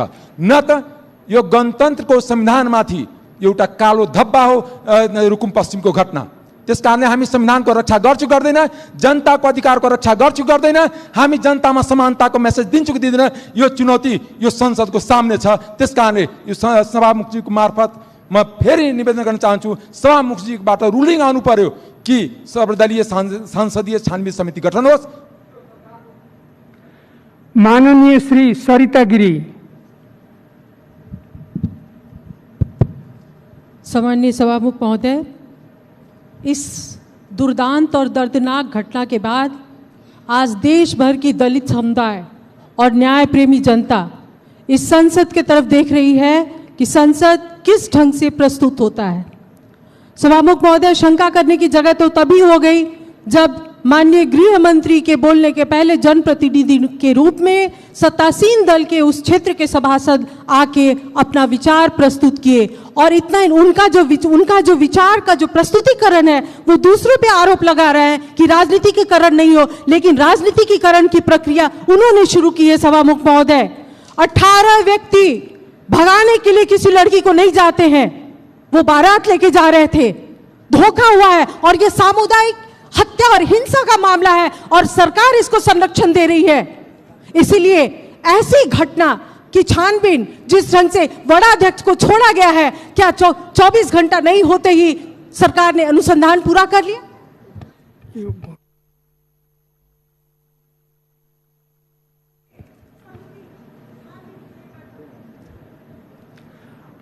माननीय श्री शरद सिंह भण्डारी। सम्मानीय सभामुख महोदय, अत्यन्तै दुःखलाग्दो र अत्यन्तै घृणित घटनाको बारेमा म भर्सना गर्न चाहन्छु। सभामुख महोदय, वास्तवमा अहिलेको अवस्थामा चाहिँ यो दलितसँग भएको घटनालाई दलित मान्यहरूले सबभन्दा बढी उठाउनु पर्ने यो परिस्थिति देखेर मलाई वास्तवमा दुःख लागेको छ। यो मुलुक कहाँ गइरहेको छ? मधेसले आफ्नो समस्याको लागि मधेसीले उठाउनु पर्ने, दलितको दलितले उठाउनु पर्ने, अन्यले उठाउनु पर्ने भनेपछि हाम्रो बिचको सद्भाव, हाम्रो बिचको चाहिँ नि एकता कहाँ गइरहेको छ? यो विषयमा चाहिँ के भने अहिलेको अवस्थामा चाहिँ सत्तारूढ दलकै मान्यहरूले चाहिँ नि यो छानबिन समितिमाथि शङ्का उठाएको हुनाले यो विषयलाई चाहिँ नि सर्वदलीय संसदीय समिति बनाएर छानबिन गर्नुपर्छ भन्ने मेरो मान्यता रहेको छ, मेरो माग रहेको छ। धन्यवाद। माननीय श्री रामबहादुर विष्ट। सम्माननीय सभामुख महोदय, जाजरकोटमा जुन घटना घट्यो यो अत्यन्त निन्दनीय र दुःखद घटना हो, यसको म निन्दा गर्न चाहन्छु। यो त दलितले उपल्लो जातिको लागि प्रेम गरेका कारणै यो घटना घटेको छ। संविधानमा लेखिएको कुरा जातीय भेदभाव गरिने छैन भन्ने कुरा लागू गर्ने कुरामा गृहमन्त्री कति कटिबद्ध हुनुहुन्छ? सम्माननीय सभामुख महोदय, अनि छलफल अहिले हुँदैछ, गृहमन्त्रीले के भने मन्त्रालय स्तरीय आयोग गठन गरिसक्नुभयो, त्यो गलत हो। हिजो पनि यस्ता आयोग गठन भएका थिए, कुनै छानबिन भएको छैन। यस्तो व्यापक छलफल भइसक्यो, संसदीय समिति गठन हुनुपर्छ भनेर म जोरदार माग गर्न चाहन्छु। धन्यवाद। मान्य श्री विमला नेपाली। सम्मान्य सभामुख महोदय, आजको सभ्य समाजमा आएर पनि दलित भएकै कारण गैर दलित युवतीसँग प्रेम सम्बन्ध रहेको कुराले ज्यानै गुमाउने घटना घट्नु अत्यन्तै दुःखदायी एवं निन्दनीय घटना हो भन्न चाहन्छु। सभामुख महोदय, यो घटनामा संलग्न सबै दोषीहरूलाई जातीय छुवाछुत भेदभाव कसूर सजाय ऐन 2068 अन्तर्गतको कानुनी दायरामा ल्याई हदैसम्मको सजायको कारबाही गरियोस् भन्ने म नेपाल सरकारका गृहमन्त्रीसँग जोरदार माग गर्दछु। धन्यवाद। मान्य श्री दुर्गा कुमारी विश्वकर्मा।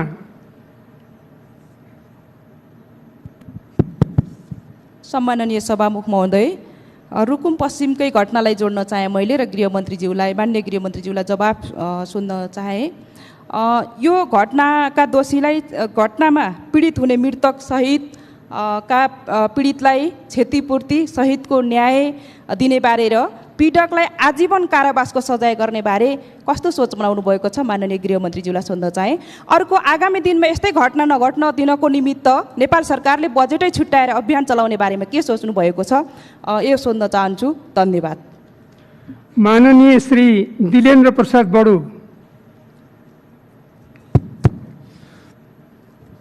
सम्मानित सभामुख महोदय, रुकुमको यो चर्चामा आएको आजको यो घटना अत्यन्त दुःखद छ, भर्त्सनायोग्य छ। म यसको निन्दा गर्न चाहन्छु।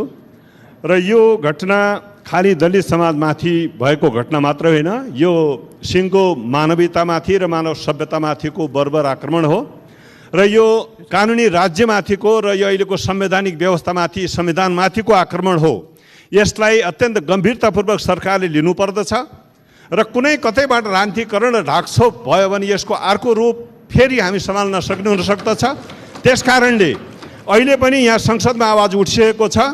यस विषयमा निष्पक्ष ढङ्गले संसदीय छानबिन गठन गर्नका निमित्त सरकारको जवाब के छ, किन नगर्ने, र अहिले पनि सबैले मागिरहेको विषय हो। यसको निष्पक्ष छानबिन हुनुपर्दछ। कुनै किसिमले पनि दोषी उम्किन पाउनु हुँदैन। यसलाई सुनिश्चित गर्नै पर्दछ। म यो माग गर्न चाहन्छु। हस्, धन्यवाद। माननीय श्री दुर्गा पौडेल। सम्मान्य सभामुख महोदय, रुकुमको घटना जति निन्दा गरे पनि, जति भर्त्सना गरे पनि शब्द कमै हुन्छ।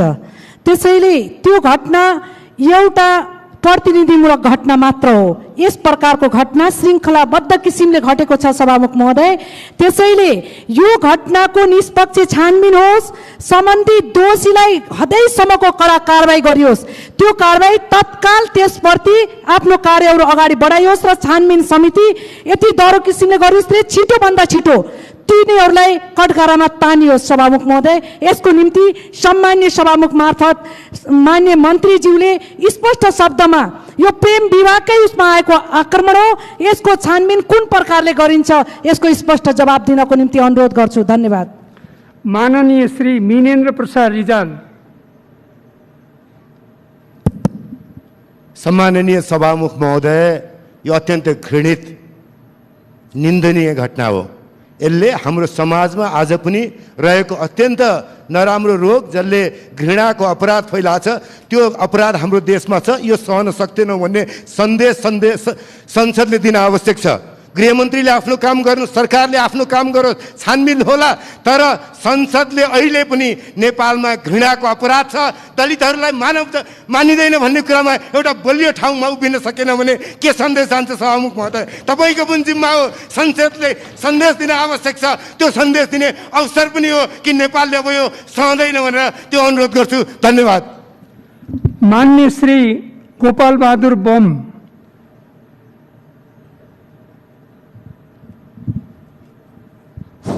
सम्माननीय सभामुख महोदय, घटनाको बारेमा धेरै सांसदज्यूहरूले ल्याइसक्नुभयो र घटना एकदमै दुःखदायी हो। यसको समर्थन छौँ र मान्य गृहमन्त्रीजीले प्रतिबद्धता गरे अनुसार अगाडि बढोस्। तर प्रतिपक्षका साथी र सत्तापक्षका साथीलाई यसलाई जुवा खेले जस्तै यो गर्न हुँदैन जस्तो लाग्छ। कुनै पनि घटनामा राजनीतिकरण गर्यो भने, कुनै पनि घटनामा बोल्यो भने, या संसदभित्र यसरी हामीले लियौँ भने त्यो घटना झन् ओझेल हुनसक्छ भन्ने कुरा म अनुरोध गर्न चाहन्छु। सत्ता छ, सरकार छ, मन्त्री हुनुहुन्छ, न्यायाधीश हुनुहुन्छ, वकिल हुनुहुन्छ, पुलिस छ, प्रशासन छ, सबै हामीले बनाएको छ। संरचना छ, संरचनाले निर्णय गर्छ र संरचनाले आउँछ। अहिले नै कसैलाई गृहमन्त्रीलाई दोष दिइहाल्नुपर्ने, कसैले सांसदलाई दोष दिइहाल्नुपर्ने, कसैले सत्ता पक्ष भनेर जुवारी खेल्नुपर्ने अवस्था होइन जस्तो लाग्छ। त्यस कारण घटनाको निष्पक्ष छानबिन हुनका लागि र घटनालाई दोषीलाई कारबाही गर्नका लागि मेरो समर्थन छ। म अनुरोध गर्न चाहन्छु। हस्, धन्यवाद। मान्य सदस्यहरू, अब मान्य गृहमन्त्रीलाई उक्त प्रश्नहरूको सम्बन्धमा जवाफ दिन अनुमति दिन्छु।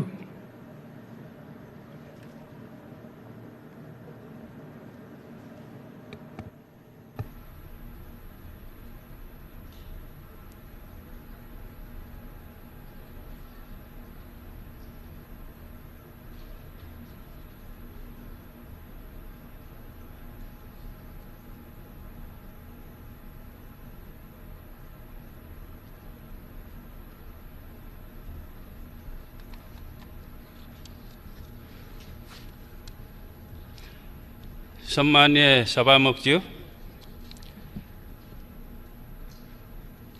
जाजरकोट रुकुममा घटेको घटना सम्बन्धी माननीयजीहरूले केही जिज्ञासाहरू, प्रश्नहरू र केही सुझावहरू पनि दिनुभएको छ। त्यसको निम्ति म हार्दिक धन्यवाद दिन चाहन्छु। अब यहाँ केही जिज्ञासाहरू आएकोमा यहाँ कतिपय माननीयजीहरूलाई आएको सूचनामा जो वडा अध्यक्षलाई छोडिएको भन्ने सूचना आएको छ, त्यो के हो भन्ने जिज्ञासा राख्नुभएको छ। हामीलाई त्यो सूचना आइपुगेको छैन। आज बिहानसम्मको सूचनामा वडा अध्यक्ष लगायत 12 जनाहरू अहिले प्रहरी हिरासतमा अनुसन्धानको निम्ति राखिएकै छ। यो हामी बुझौँला चाहिँ यो पछिल्लो उसमा चाहिँ छोडिएको हो भने त्यो हामीसँग त्यो सूचना छैन। र यहाँ केही किटानी जाहेरी पनि नआएको हुनाले कारवाही अगाडि नबढाइएको भन्ने जस्ता कुराहरू त्यहाँको मेयर सिडिओहरूको भनाइ यस्तो आयो भन्ने कुराहरू यहाँ आएको छ। यो विषयमा पनि हामीलाई त्यति जानकारी आएको छैन। अब यहाँ किटानी जारी नभएको भने यहाँ जुन कुरा आइसकेको छ, गृहले चाहिँ यो प्रक्रियाहरू अगाडि बढाइसकेको छ। छानबिनको स्थानीय तहमा पनि चाहिँ जिल्ला तहबाट पनि प्रारम्भिक छानबिन सुरु भइसकेको छ घटना लगत्तै नै चाहिँ। अब अहिले हामीले यसको लागि चाहिँ उच्च स्तरीय छानबिन समिति हामीले बनाएका छौँ। अब यसले चाहिँ निष्पक्ष रूपमा चाहिँ यथाशीघ्र चाहिँ छानबिन गर्ने नै छ। र यो जातीय उत्पीडन यो रोकिएन, यो श्रृङ्खलाबद्ध रूपमा चाहिँ यो घटिरहेको छ। यो यसको अन्त्य कहिले होला भन्ने पनि एउटा जिज्ञासा यहाँ आएको छ। यो ब्राह्मणवादको चाहिँ अन्त्य कहिले होला भन्ने पनि माननीयजीहरूको जिज्ञासा छ। यो विषयमा भन्नुपर्दाखेरि चाहिँ यो जातीय उत्पीडन, लिङ्गे उत्पीडन त्यो बेला चाहिँ अन्त्य हुन्छ जब त्यो चिन्तन समाजमा अन्तर्निहित चिन्तन जुन बेला चाहिँ अन्त्य हुन्छ, यो उत्पीडन पनि त्यही बेला अन्त्य हुन्छ। त्यसकारण हाम्रो चाहिँ जिम्मेवारी सचेत रूपमा भन्दाखेरि यो चिन्तनलाई छिटोभन्दा छिटो अन्त्य गर्ने समाजमा, ताकि यस किसिमको उत्पीडन, यस किसिमका अपराधहरू नहोस् भन्नेमा राज्यले चाहिँ त्यो चिन्तनलाई चाहिँ समाप्त पार्ने दिशामा चाहिँ काम गर्नुपर्ने हुन्छ। त्यसकारणले मलाई लाग्छ यी जो श्रृङ्खलाबद्ध जो घटनाहरू समाजमा घटिरहेका छन्, यो दलितहरूमाथि मात्र नभएर चाहिँ यो महिलाहरूमाथि, बालबालिकाहरूमाथि, निम्न वर्गहरूमाथि जो उत्पीडनहरू हुने गरिरहेको छ समाजमा चाहिँ, त्यसको पछाडि चाहिँ मुख्यतः चाहिँ ती समाज विरोधी, मानव विरोधी चिन्तनले नै बढी काम गरिरहेको हुन्छ। र त्यसको अन्त्यको निम्ति निश्चय पनि हामीले चाहिँ त्यो चिन्तनको अन्त्यको लागि, त्यसको रोकथामको लागि हामीले कानुनहरू बनाएका छौँ। हामीले विचारहरू चाहिँ प्रगतिशील, हामीले अग्रगामी विचारहरू चाहिँ हामीले निर्माण गरेका छौँ। त्यसलाई हामीले चाहिँ हावी बनाएर मात्रै यस किसिमको घटनाहरूलाई चाहिँ हामी रोक्न सकिन्छ भन्ने लाग्छ। अब यहाँ माननीयजीहरूले अलि बढी जोड यो छानबिन निष्पक्ष होस् र अहिलेसम्म गृह मन्त्रालयले जुन छानबिन समितिहरू बनाएको छ, त्यो घटनाहरूलाई, अपराधहरूलाई ढाकछोप गर्नको निम्ति नै बनाउने गरेको छ भन्ने कतिपय अब माननीयजीहरूले अलि बढी आशंकाको कोणबाट पनि विषयलाई उठाउनु भएको छ। त्यसैले चाहिँ एउटा निष्पक्ष छानबिन समिति, एउटा संसदीय समिति बनाओस् भन्ने पनि यहाँ आएको छ। यो मलाई लाग्छ गृह मन्त्रालयको क्षेत्राधिकारभित्र भएन, यो संसदले नै त्यो कुरा गर्ने होला भन्ने मलाई लाग्छ। हामीले चाहिँ राज्यको तर्फबाट हामीले छानबिन समिति बनाइसकेका छौँ। त्यसले पक्कै पनि चाहिँ एउटा निष्पक्ष चाहिँ छानबिन गर्नेछ र छिटोभन्दा छिटो अहिले हामीले जो छानबिन समिति बनाएका छौँ, यसले यथाशीघ्र चाहिँ सकेसम्म चाहिँ 2 हप्ताभित्र चाहिँ यो छानबिन गरेर चाहिँ प्रतिवेदन पेश गर्ने हामीले निर्देशन दिइसकेका छौँ।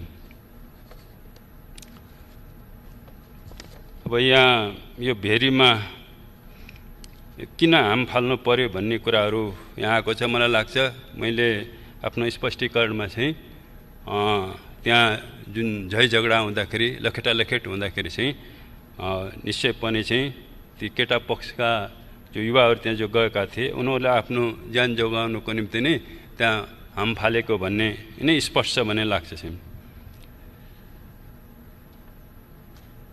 अब त्यहाँ कतिजना थिए भन्ने कुरा पनि आएको छ। अब यहाँ केटा पक्षको बाट त्यहाँ 19 जना गएको भन्ने हामीलाई सूचना छ। त्यसमध्ये 19 जना मध्येमा 1 जना बीच बाटोबाट नै फर्किएको र उनले चाहिँ पछि प्रहरीलाई यो कुराहरूको जानकारी पनि दिएको भन्ने हामीलाई सूचना छ। र अन्य केटी पक्षबाट त्यो ओडामा भएका चाहिँ हामीसँग आएको रिपोर्टमा चाहिँ 50-60 जना चाहिँ त्यहाँ थिए भन्ने आएको छ।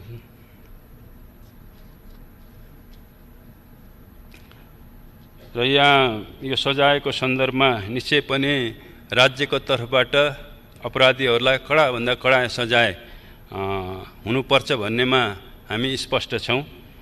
सबैभन्दा कडा सजाय भनेको चाहिँ मृत्युदण्ड, आजीवन कारावास, सर्वस्व भन्ने नै छ। तर अहिले हाम्रो विधानमा चाहिँ कुनै मृत्युदण्ड नभएको हुनाले अब यो सबैभन्दा कडा भनेको आजीवन कारावास। यो विषयमा पक्कै पनि राज्यले चाहिँ छानबिन पश्चात चाहिँ दोषीहरूलाई कडाभन्दा कडा सजायको निम्ति नै चाहिँ अगाडि बढाउनेछ प्रक्रियालाई चाहिँ। अब त्यो कुराहरू चाहिँ फैसला गर्ने कुरा चाहिँ न्यायालयले गर्नेछ। क्षतिपूर्तिको सन्दर्भमा अब हामीले यो छानबिन समितिको प्रतिवेदन आएपछि निश्चय पनि चाहिँ क्षतिपूर्तिको बारेमा पनि राज्यले सकारात्मक रूपमा नै चाहिँ सोच्नेछ। अब यहाँ अलिकति यो राजनीतिकरण नहोस् भन्ने विषय पनि उठेको छ। पक्कै पनि चाहिँ यो घटनालाई यदि हामीले राजनीतिकरण गर्ने हो भने यसले पक्कै पनि निष्पक्ष छानबिनमा यसलाई बाधा पुर्याउँछ।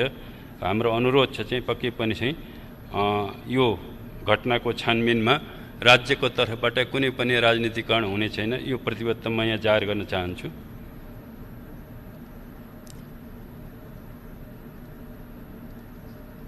अब यहाँ भगाएर लैजानको निम्ति गएका थिए कि के गर्नको लागि गएका थिए भन्ने प्रश्न पनि यहाँ उठेको छ। यहाँ पक्कै पनि चाहिँ हामी कहाँ आएको सूचनामा चाहिँ केटा पक्षहरू केटीलाई त्यहाँ लिन गएका थिए। किन त्यो उनीहरूको सहमति नभएपछि अभिभावकहरूले चाहिँ त्यो युवतीलाई अन्यत्र नै विवाह गर्ने भइसकेपछि उसले युवकलाई चाहिँ मलाई लिन आऊ भनेर चाहिँ बोलाएको हुनाले युवकहरू गएको भन्ने छ। त्यो कुनै सहमतिमा चाहिँ लिन गएको होइन कि पक्कै पनि चाहिँ असहमति नै त्यहाँ थियो र चाहिँ त्यस कारणले चाहिँ लिएर त्यस कारणले त्यसलाई चाहिँ अब भगाएर भन्दा पनि भने पनि अथवा चाहिँ त्यसलाई चाहिँ केटीलाई युवतीलाई चाहिँ लिनको निम्ति तिनीहरू गएका थिए त्यहाँ।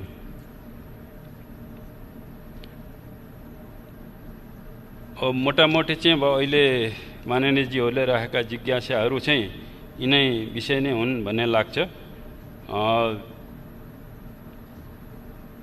र मैले फेरि पनि यो सम्मानित सदनलाई चाहिँ यो घटनाको एउटा निष्पक्ष छानबिन राज्यको तर्फबाट हामी गर्नेछौँ र दोषीहरूलाई चाहिँ कडाभन्दा कडा सजाय दिनको निम्ति म फेरि पनि यहाँ प्रतिबद्धता जाहेर गर्न चाहन्छु। धन्यवाद। मान्य सदस्यहरू, अब मान्य अर्थमन्त्री डाक्टर युवराज खतिवडालाई आर्थिक वर्ष 2076-77 को आर्थिक सर्वेक्षण पेश गर्न अनुमति दिन्छु।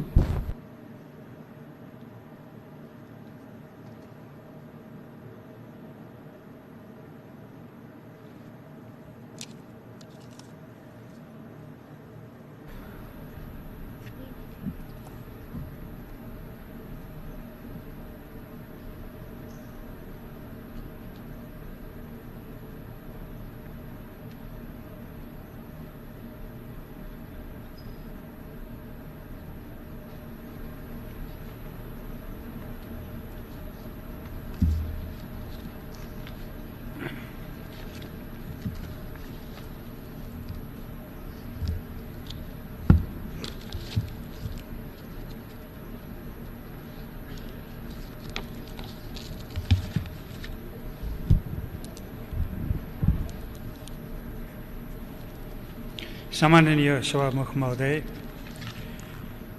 आर्थिक कार्यविधि तथा वित्तीय उत्तरदायित्व ऐन 2076 को दफा 14 को उपदफा 2 बमोजिमको मुलुकको आर्थिक गतिविधि, समग्र आर्थिक स्थिति, प्रमुख आर्थिक सूचक परिसूचकहरूको अवस्था र विश्लेषण समेत समावेश गरी तयार गरिएको आर्थिक वर्ष 2076-77 को आर्थिक सर्वेक्षण प्रस्तुत गर्ने अनुमति चाहन्छु। आर्थिक वर्ष 2076-77 को फागुनसम्मको समग्र आर्थिक क्रियाकलापमा तीव्रता आए पनि कोभिड-19 महामारीको कारण विश्व अर्थतन्त्र नै प्रभावित हुन गई। त्यसको असर नेपालको अर्थतन्त्रमा पनि पर्न गएकोले चालु आर्थिक वर्षको आर्थिक वृद्धि दर 2.3% हुने प्रारम्भिक अनुमान रहेको छ।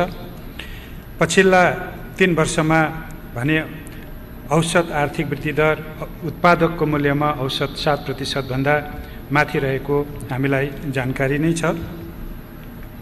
आर्थिक वर्ष 2076-77 मा प्रति व्यक्ति कुल राष्ट्रिय उत्पादन प्रचलित मूल्यमा गत वर्षको तुलनामा 7.5% बढेर रु 1,26,018 अथवा अहिलेको विनिमय दरमा अमेरिकी डलर 1085 पुग्ने अनुमान छ। आर्थिक वर्ष 2076-77 मा कुल उपभोग र कुल ग्राहस्थ बचत कुल ग्राहस्थ उत्पादनको अनुपातमा क्रमशः 81.9 र 18.1% रहने अनुमान छ। कोभिड-19 को संक्रमण रोकथाम एवं नियन्त्रणका लागि चालिएका कदमहरूबाट सार्वजनिक एवं निजी क्षेत्रको खर्चमा आएको सङ्कुचनले आर्थिक वर्ष 76-77 मा कुल लगानी गत आर्थिक वर्षको तुलनामा 3.4% न्यून भई रु 18 खर्ब 89 अर्ब र 26 करोड पुगेको छ। आर्थिक वर्ष 2074-75 मा 18.7% रहेको निरपेक्ष गरिबी मुनिको जनसङ्ख्या 2076-77 मा करिब 16.67% रहने अनुमान छ। 2077 फागुनसम्म अर्थतन्त्रका अन्य परिसूचकहरू सन्तोषजनक देखिएका छन्। मुद्रास्फीति, वैदेशिक व्यापार, भुक्तानी सन्तुलन, लगानी र वित्तीय परिसूचकहरू आर्थिक स्थायित्व अनुकूल हुँदै गएका छन्। निकासीमा भएको वृद्धि र पैठारीमा भएका कमीको कारण व्यापार घाटामा सुधार भई शोधनान्तर स्थिति बचतमा रहेको छ। विगत केही वर्षदेखि मुद्रास्फीति 1 दशकको औसतभन्दा तल रहन सकेको छ। आर्थिक वर्ष 2076-77 को फागुनमा औसत मुद्रास्फीति उपभोक्ता मुद्रास्फीति दर 6.5% रहेको छ। अघिल्लो आर्थिक वर्षको सोही अवधिमा यस्तो मुद्रास्फीति दर 4.2% रहेको थियो।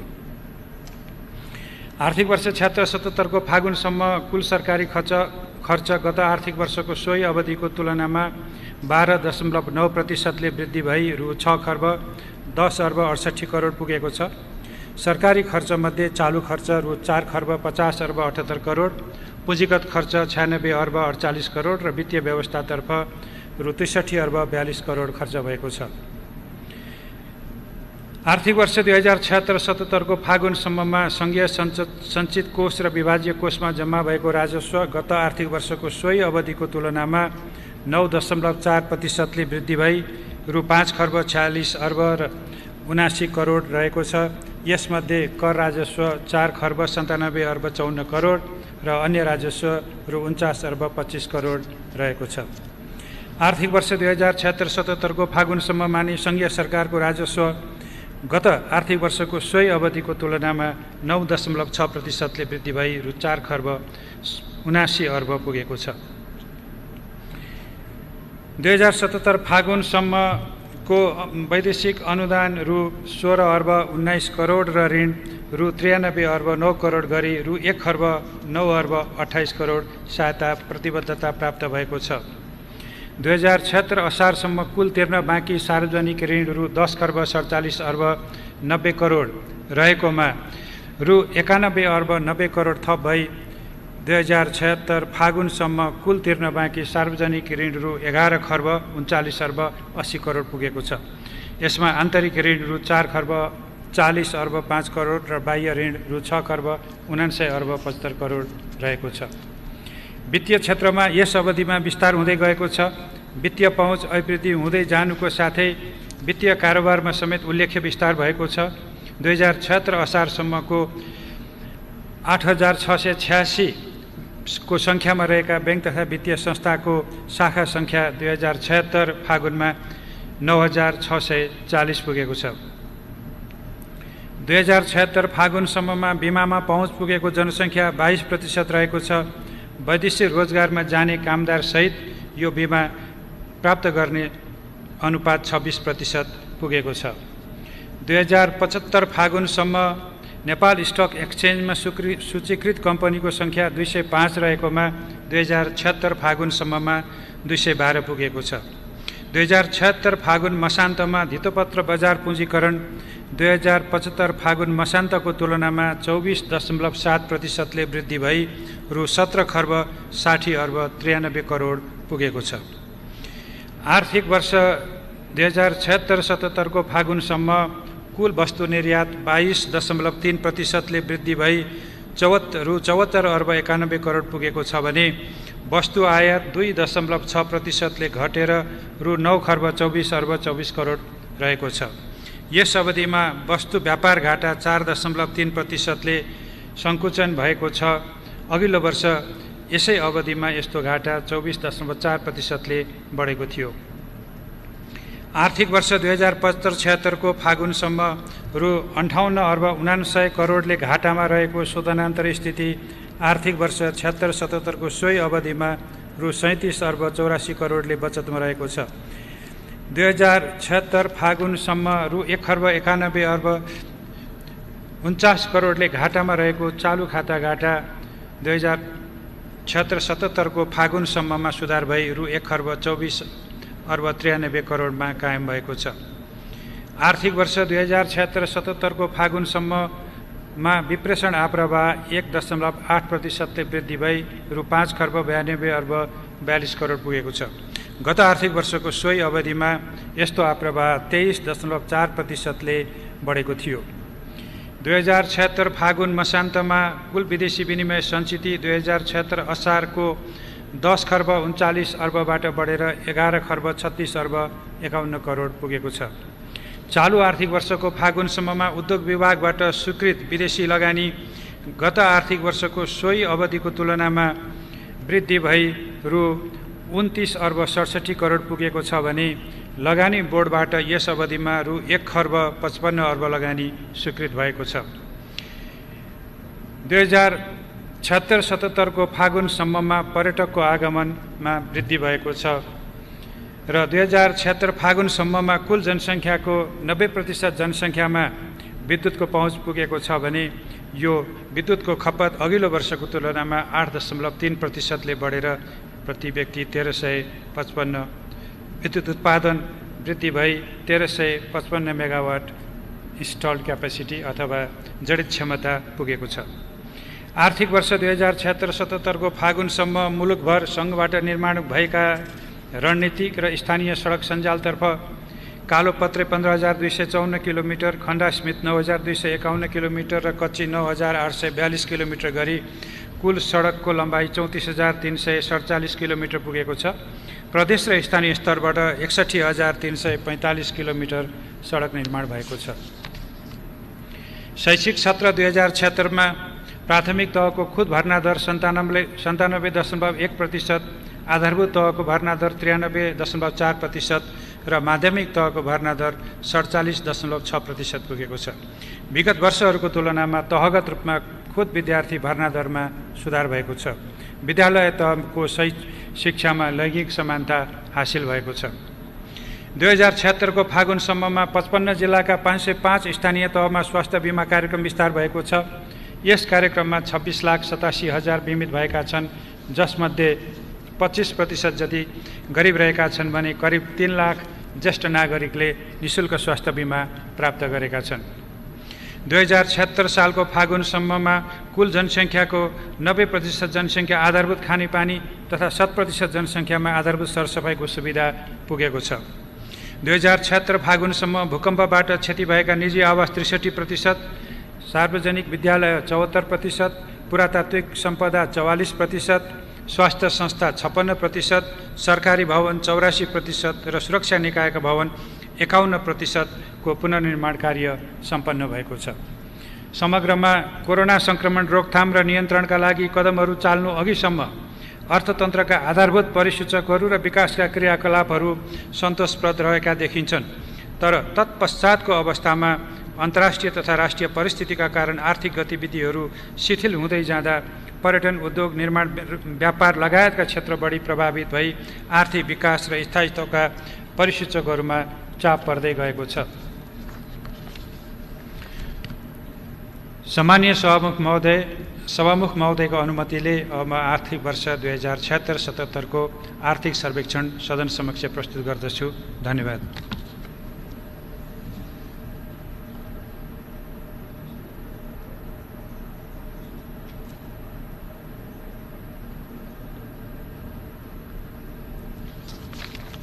माननीय सदस्यहरू, अब कृषि, सहकारी तथा प्राकृतिक स्रोत समितिका माननीय सभापति श्री पूर्ण कुमारी सुवेदीलाई कृषि, सहकारी तथा प्राकृतिक स्रोत समितिको वार्षिक प्रतिवेदन 2076-77 पेश गर्न अनुमति दिन्छु।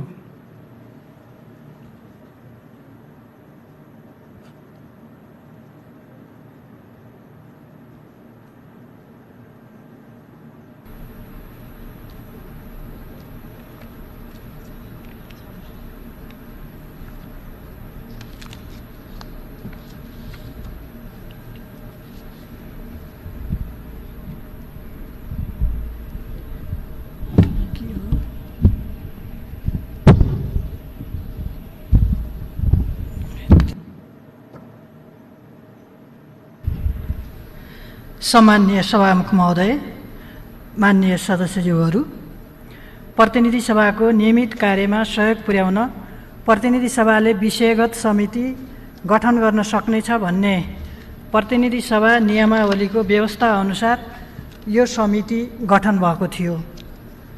हाल यो समितिमा पदेन सदस्य बाहेक 24 जना माननीय सदस्यहरू रहनुभएको छ।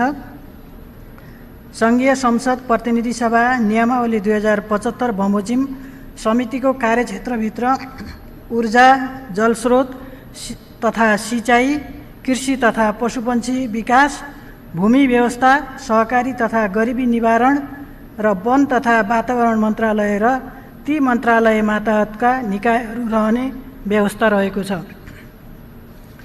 समितिले आफ्नो कार्य सम्पादन गर्ने क्रममा जम्मा 113 वटा बैठक बसी सम्बद्ध मन्त्रालय र मातहतका निकायहरूका प्रतिनिधिहरूका अतिरिक्त सम्बन्धित विषय विज्ञहरूलाई समितिको बैठकमा आमन्त्रण गरी छलफल र अन्तर्क्रिया गरेको थियो।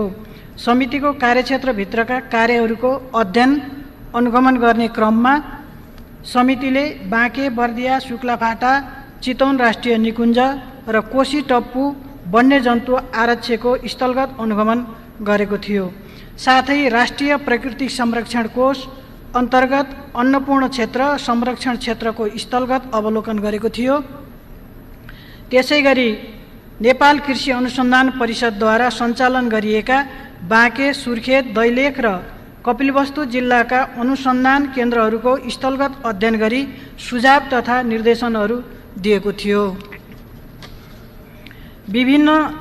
समितिले विभिन्न निकायहरूसँग गरेको छलफलको क्रममा सम्बन्धित निकायहरूले सञ्चालन गरेका योजनाहरू, आगामी वर्षहरूमा सञ्चालन गर्ने योजनाहरू, सङ्गठन संरचना, कार्य सम्पादनका क्रममा भोग्नु परेका समस्याहरू र आगामी दिनमा गर्नुपर्ने सुधारका सम्बन्धमा छलफल गरी आवश्यक सुझाव तथा निर्देशन दिएको थियो। समितिले विधि निर्माण कार्यलाई उच्च प्राथमिकतामा राखी यस अवधिमा समितिले 5 वटा विधेयकहरू सम्बन्धी प्रतिवेदन सम्मानित सदन समक्ष प्रस्तुत गरेको थियो। अन्त्यमा समितिको कार्य सम्पादनमा पुर्याइएको सहयोगको लागि सम्माननीय सभामुख, माननीय मन्त्री, माननीय उपसभामुख, माननीय सदस्यहरू, राष्ट्रसेवक कर्मचारीहरू, विज्ञहरू लगायत आम सञ्चारकर्मीहरू सबैलाई हार्दिक धन्यवाद ज्ञापन गर्न चाहन्छु। प्रतिनिधि सभा नियमावली 2075 को नियम 175 को उपनियम 7 ले प्रतिनिधि सभामा बजेट प्रस्तुत हुनु अगावै समितिको वार्षिक प्रतिवेदन पेश गर्ने व्यवस्था भए बमोजिम समितिले तयार पारेको वार्षिक प्रतिवेदन 2076-77 सम्माननीय सभामुखज्यू मार्फत सम्मानित सदन समक्ष प्रस्तुत गर्दछु। धन्यवाद।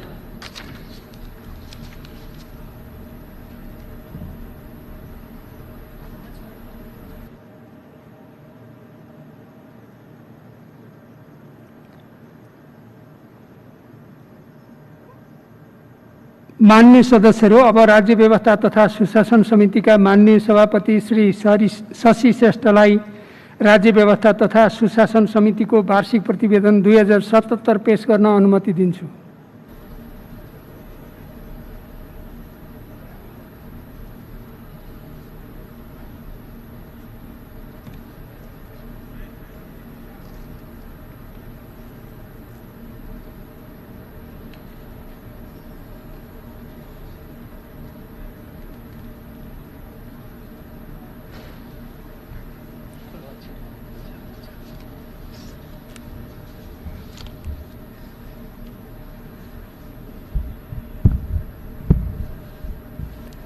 सम्मानीय सभामुख महोदय, प्रतिनिधि सभा नियमावली 2075 को नियम 175 बमोजिम राज्य व्यवस्था तथा सुशासन समितिले वार्षिक रूपमा सम्पादन गरेका कार्यहरूको प्रतिवेदन यस सम्मानित सदन समक्ष पेश गर्न चाहन्छु। प्रतिनिधि सभाको नियमित काम कारबाहीलाई सहयोग पुर्याई सुव्यवस्थित र प्रभावकारी बनाउनुका साथै नेपाल सरकारलाई संसदप्रति उत्तरदायी र जवाफदेही बनाउन सरकारबाट भए गरेका काम कारबाहीको अनुगमन र मूल्याङ्कन गरी आवश्यक निर्देशन वा राय सल्लाह दिने दायित्व समितिको हो। प्रतिनिधि सभा नियमावलीमा भएको व्यवस्था अनुसार यस समितिको कार्यक्षेत्र अन्तर्गत प्रधानमन्त्री तथा मन्त्री परिषदको कार्यालय, गृह मन्त्रालय, रक्षा मन्त्रालय, सङ्घीय मामला तथा सामान्य प्रशासन मन्त्रालय, अख्तियार दुरुपयोग अनुसन्धान आयोग, लोकसेवा आयोग, निर्वाचन आयोग र शान्ति प्रक्रिया सम्बन्धी विषय पर्दछन्। सम्मान्य सभामुख महोदय, समितिका विभिन्न कार्यहरूमध्ये कानुन निर्माणको कामलाई उच्च प्राथमिकता दिनुका साथै गम्भीर राष्ट्रिय सरोकारका विषय लगायत अन्य समसामयिक सवालहरूमा समितिका अधिकांश बैठकहरू केन्द्रित रहेका थिए। गत वर्षको आर्थिक प्रतिवेदन प्रतिनिधि सभामा पेश गरे पश्चात हालसम्म जम्मा 4 वटा विधेयकका प्रतिवेदनहरू, प्रहरी कर्मचारीलाई नेपाल प्रहरी तथा प्रदेश प्रहरीमा समायोजन गर्ने सम्बन्धमा व्यवस्था गर्न बनेको विधेयक, राष्ट्रिय परिचय पत्र तथा पञ्जीकरणको सम्बन्धमा व्यवस्था गर्न बनेको विधेयक, नेपाल प्रहरी र प्रदेश प्रहरीले सम्पादन गर्ने कार्यको सञ्चालन, सुपरिवेक्षण र समन्वय सम्बन्धमा व्यवस्था गर्न बनेको विधेयक, लोकसेवा आयोग सम्बन्धी कानुनलाई संशोधन र एकीकरण गर्न बनेको विधेयक समितिबाट पारित भई सम्मानित सदन समक्ष पेश भइसकेका छन्। हाल समितिमा सङ्घ, प्रदेश र स्थानीय तह बीचको अन्तर्सम्बन्ध व्यवस्थित गर्ने सम्बन्धमा व्यवस्था गर्न बनेको विधेयक, कारागार सम्बन्धी कानुनलाई संशोधन र एकीकरण गर्न बनेको विधेयक, निजामती सेवाको गठन, सञ्चालन र सेवाको शर्त सम्बन्धमा व्यवस्था गर्न बनेको विधेयक र नेपाल नागरिकता ऐन 2063 लाई संशोधन गर्न बनेको विधेयक गरी 4 वटा विधेयकहरू विचाराधीन अवस्थामा छन्। तीमध्ये सङ्घीय निजामती सेवाको गठन, सञ्चालन र सेवाको शर्त सम्बन्धमा व्यवस्था गर्न बनेको विधेयक र नेपाल नागरिकता ऐन 2063 लाई संशोधन गर्न बनेको विधेयकमा एकाध दफा बाहेक अधिकांश दफाहरूमा मस्यौदा प्रतिवेदनमाथि समेत छलफल गरी सहमति कायम भई प्रतिवेदन निर्माणको चरणमा रहेको छ। सम्मान्य सभामुख महोदय, समितिले समय समयमा समसामयिक विषयहरूमा सरकारलाई ध्यानाकर्षण गराउने तथा राय सुझाव र आवश्यक निर्देशनहरू दिने कार्य समेत गर्दै आएको छ। समितिले सरकारको काम कारबाही मूल्याङ्कन गरी आफ्नो कार्यक्षेत्रभित्रका निकायहरूलाई दिएका निर्देशनमध्ये संविधानको मर्म र भावना अनुरूप रिक्त पदहरूमा पदपूर्तिका लागि समानुपातिक समावेशी सिद्धान्त अवलम्बन गर्ने, सङ्गठन तथा व्यवस्थापन सर्वेक्षणलाई वस्तुगत वैज्ञानिक बनाउने र दरबन्दी यकिन गरे पश्चात मात्रै पदपूर्ति गर्ने, विपद व्यवस्थापनको पूर्व तयारी तथा प्रतिकारी योजना कार्यान्वयन गर्दै विपद व्यवस्थापन सम्बन्धी क्रियाकलापको प्रभावकारी कार्यान्वयन गर्ने, राष्ट्रिय विपद जोखिम न्यूनीकरण तथा व्यवस्थापन प्राधिकरण यथाशीघ्र गठन गर्ने, राष्ट्रिय पर्वहरूमा घट्न सक्ने सम्भावित चोरी, लुटपाट लगायत अपराधिक घटनाहरूका सम्बन्धमा आवश्यक पूर्व तयारी गरी समयमै सजगता अपनाई देशैभरि शान्ति सुव्यवस्था कायम गर्ने। त्यसैगरी नेपाल सरकारले आफ्नो राष्ट्रिय सार्वभौमिकता, भौगोलिक अखण्डता, राष्ट्रिय हित र स्वाभिमानको विषयमा ऐतिहासिक तथ्यहरूको आधारमा तत्काल र निरन्तर उच्च स्तरीय राजनीतिक एवं कूटनैतिक पहल गरी सम्बन्धित राष्ट्रहरूसँग संवादद्वारा सीमा विवादको स्थायी समाधान गर्ने, अन्यथा भएमा उक्त विषयवस्तुलाई अन्तर्राष्ट्रियकरण गर्ने, कैलाश मानसरोवर तीर्थस्थल जाने यात्रीहरू एवं नेपालको तिब्बत व्यापारको सहज यात्राको लागि दार्चुलाको खलङ्गादेखि टिङ्कर भन्ज्याङसम्मको सडकलाई तत्कालै बजेट विनियोजन गरी द्रुत गतिमा काम सम्पन्न गर्ने, नेपालको नक्सामा लिम्पियाधुरा मुहान भएको काली नदीसम्मको भूभाग समावेश गरी नक्सा तयार पार्ने, कालापानी लगायतका अन्य सीमा क्षेत्रमा नेपालको तर्फबाट सीमा सुरक्षा बलको स्थायी ब्यारेक खडा गरी सीमाको स्थायी सुरक्षाको व्यवस्थाका साथै सीमा नियमन गर्ने, भिभिआइपी र भिआइपीहरूको अनावश्यक रूपमा प्रयोग भइरहेको सुरक्षाकर्मी कटौती गरी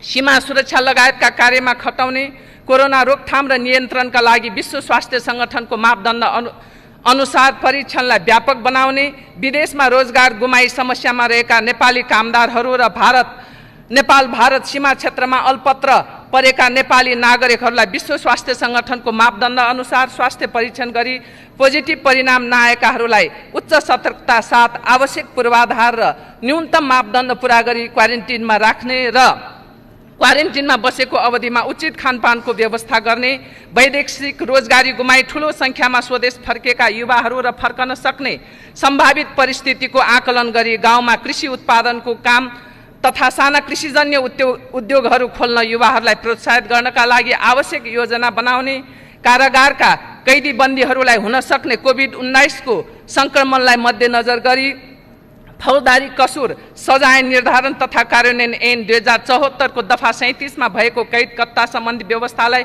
थप व्यवस्थित बनाउने लगायतका महत्त्वपूर्ण विषयहरू रहेका छन्। समितिले आफ्नो कार्यक्षेत्रसँग सम्बन्धित निकायलाई दिएका निर्देशन एवं सुझाव यस प्रतिवेदनमा विस्तृत रूपमा समावेश गरिएको बेहोरा सम्मानित सदन समक्ष जानकारी गराउन चाहन्छु।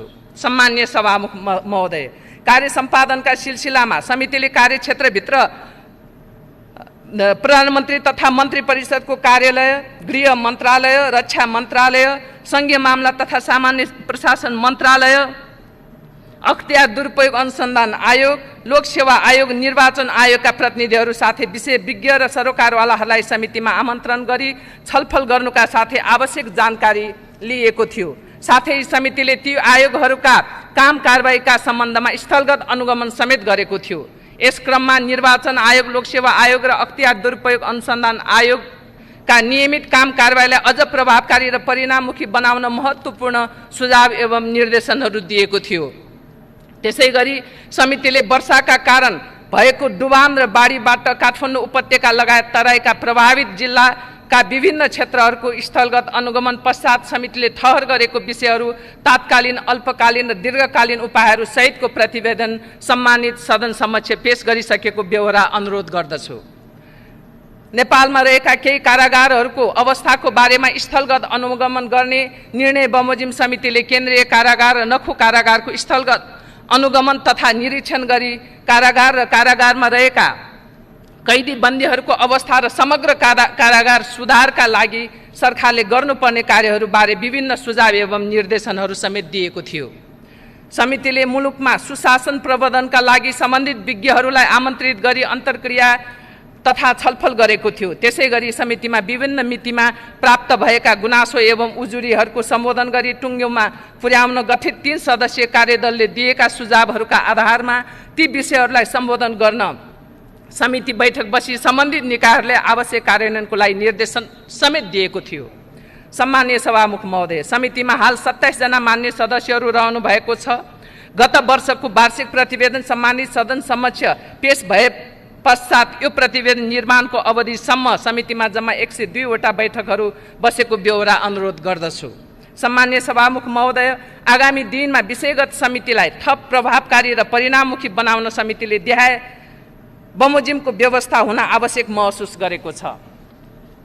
विधेयक निर्माण पूर्व विज्ञ एवं सरोकारवाला निकायसँग पर्याप्त एवं बृहत छलफल गर्ने, मिनी संसदको भूमिकामा रहेको समिति सरकारको काम कारबाहीलाई जिम्मेवार, प्रभावकारी र जनताप्रति जवाफदेही बनाउन कार्य गर्ने सार्वभौम अङ्ग हो भन्ने मान्यता स्थापित गर्नुपर्ने, समितिले सरकार र सम्बन्धित सरकारवाला निकायहरूलाई दिएका निर्देशन एवं सुझावहरूलाई गम्भीरतापूर्वक लिई अनिवार्य कार्यान्वयन गर्ने, संविधानको मर्मभन्दा बाहिर अनावश्यक रूपमा रहेका विभाग, बोर्ड, कार्यालय, समिति तथा कोष लगायतका संरचनाहरू खारेज गरी चुस्त र प्रभावकारी प्रशासनिक संरचना निर्माण गर्ने, कोभिड-19 महामारी, सीमा विवाद, कर्मचारी व्यवस्थापन लगायतका समितिका निर्देशन एवं सुझावहरूलाई उच्च प्राथमिकताका साथ कार्यान्वयन गर्ने, सम्बन्धित मन्त्रालय एवं निकायहरूले समितिबाट सरकारलाई दिएका निर्देशनहरूको कार्यान्वयनको स्थितिबारे समितिमा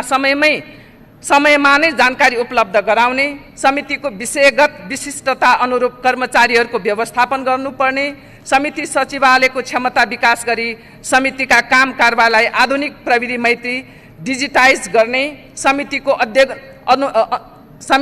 अध्ययन अनुसन्धानको लागि मन्त्रालयगत एवं निकायगत डेस्कको स्थापना गर्ने, समितिका सांसद र कर्मचारीहरूलाई अन्य देशसँग अनुभवको आदान प्रदान गर्नका लागि आवश्यक व्यवस्था गर्नुपर्ने, समितिका लागि आवश्यक पर्ने वार्षिक कार्यक्रम सहितको बजेटको सिलिङ तयार गरी समितिका कार्यक्रमहरू सञ्चालन गर्ने।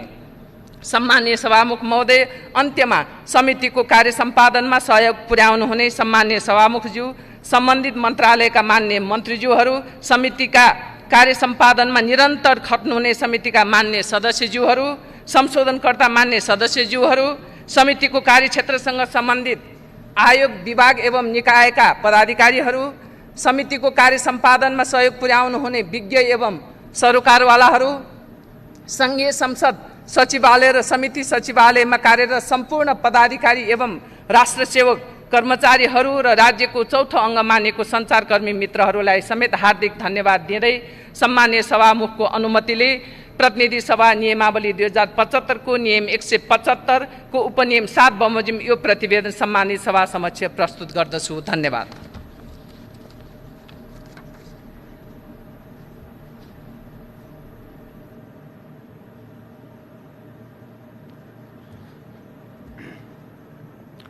मान्य सदस्यहरू, अब पूर्व सदस्य दुर्योधन सिंह चौधरीको निधन भएकोमा निम्नलिखित शोक प्रस्ताव प्रस्तुत गर्दछु।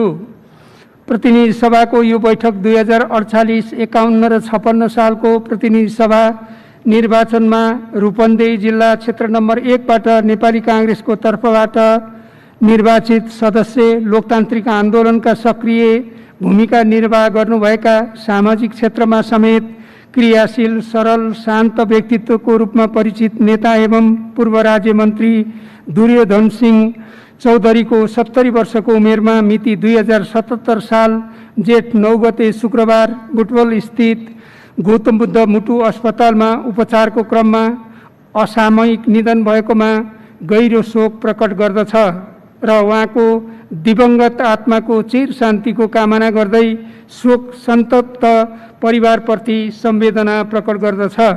उक्त शोक प्रस्तावलाई पारित गरिदिन हुन अनुरोध गर्दछु। उक्त शोक प्रस्ताव सर्वसम्मतिले पारित भएको घोषणा गर्दछु। मान्य सदस्यहरू, अब हामी स्वर्गीय दुर्योधन सिंह चौधरीको निधनप्रति शोक व्यक्त गर्न उठेर 1 मिनेट मौन धारण गरौँ।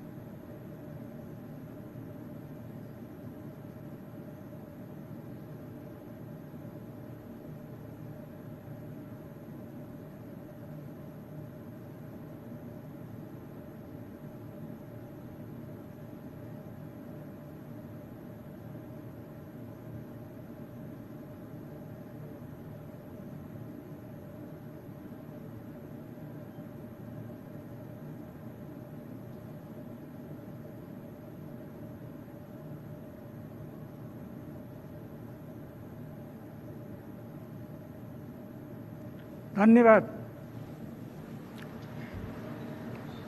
माननीय सदस्यहरू, अब अर्को बैठक 2077 साल जेठ 14 गते बुधबार दिनको 2 बजे बस्ने गरी यो बैठक स्थगित हुन्छ। Subscribe now and press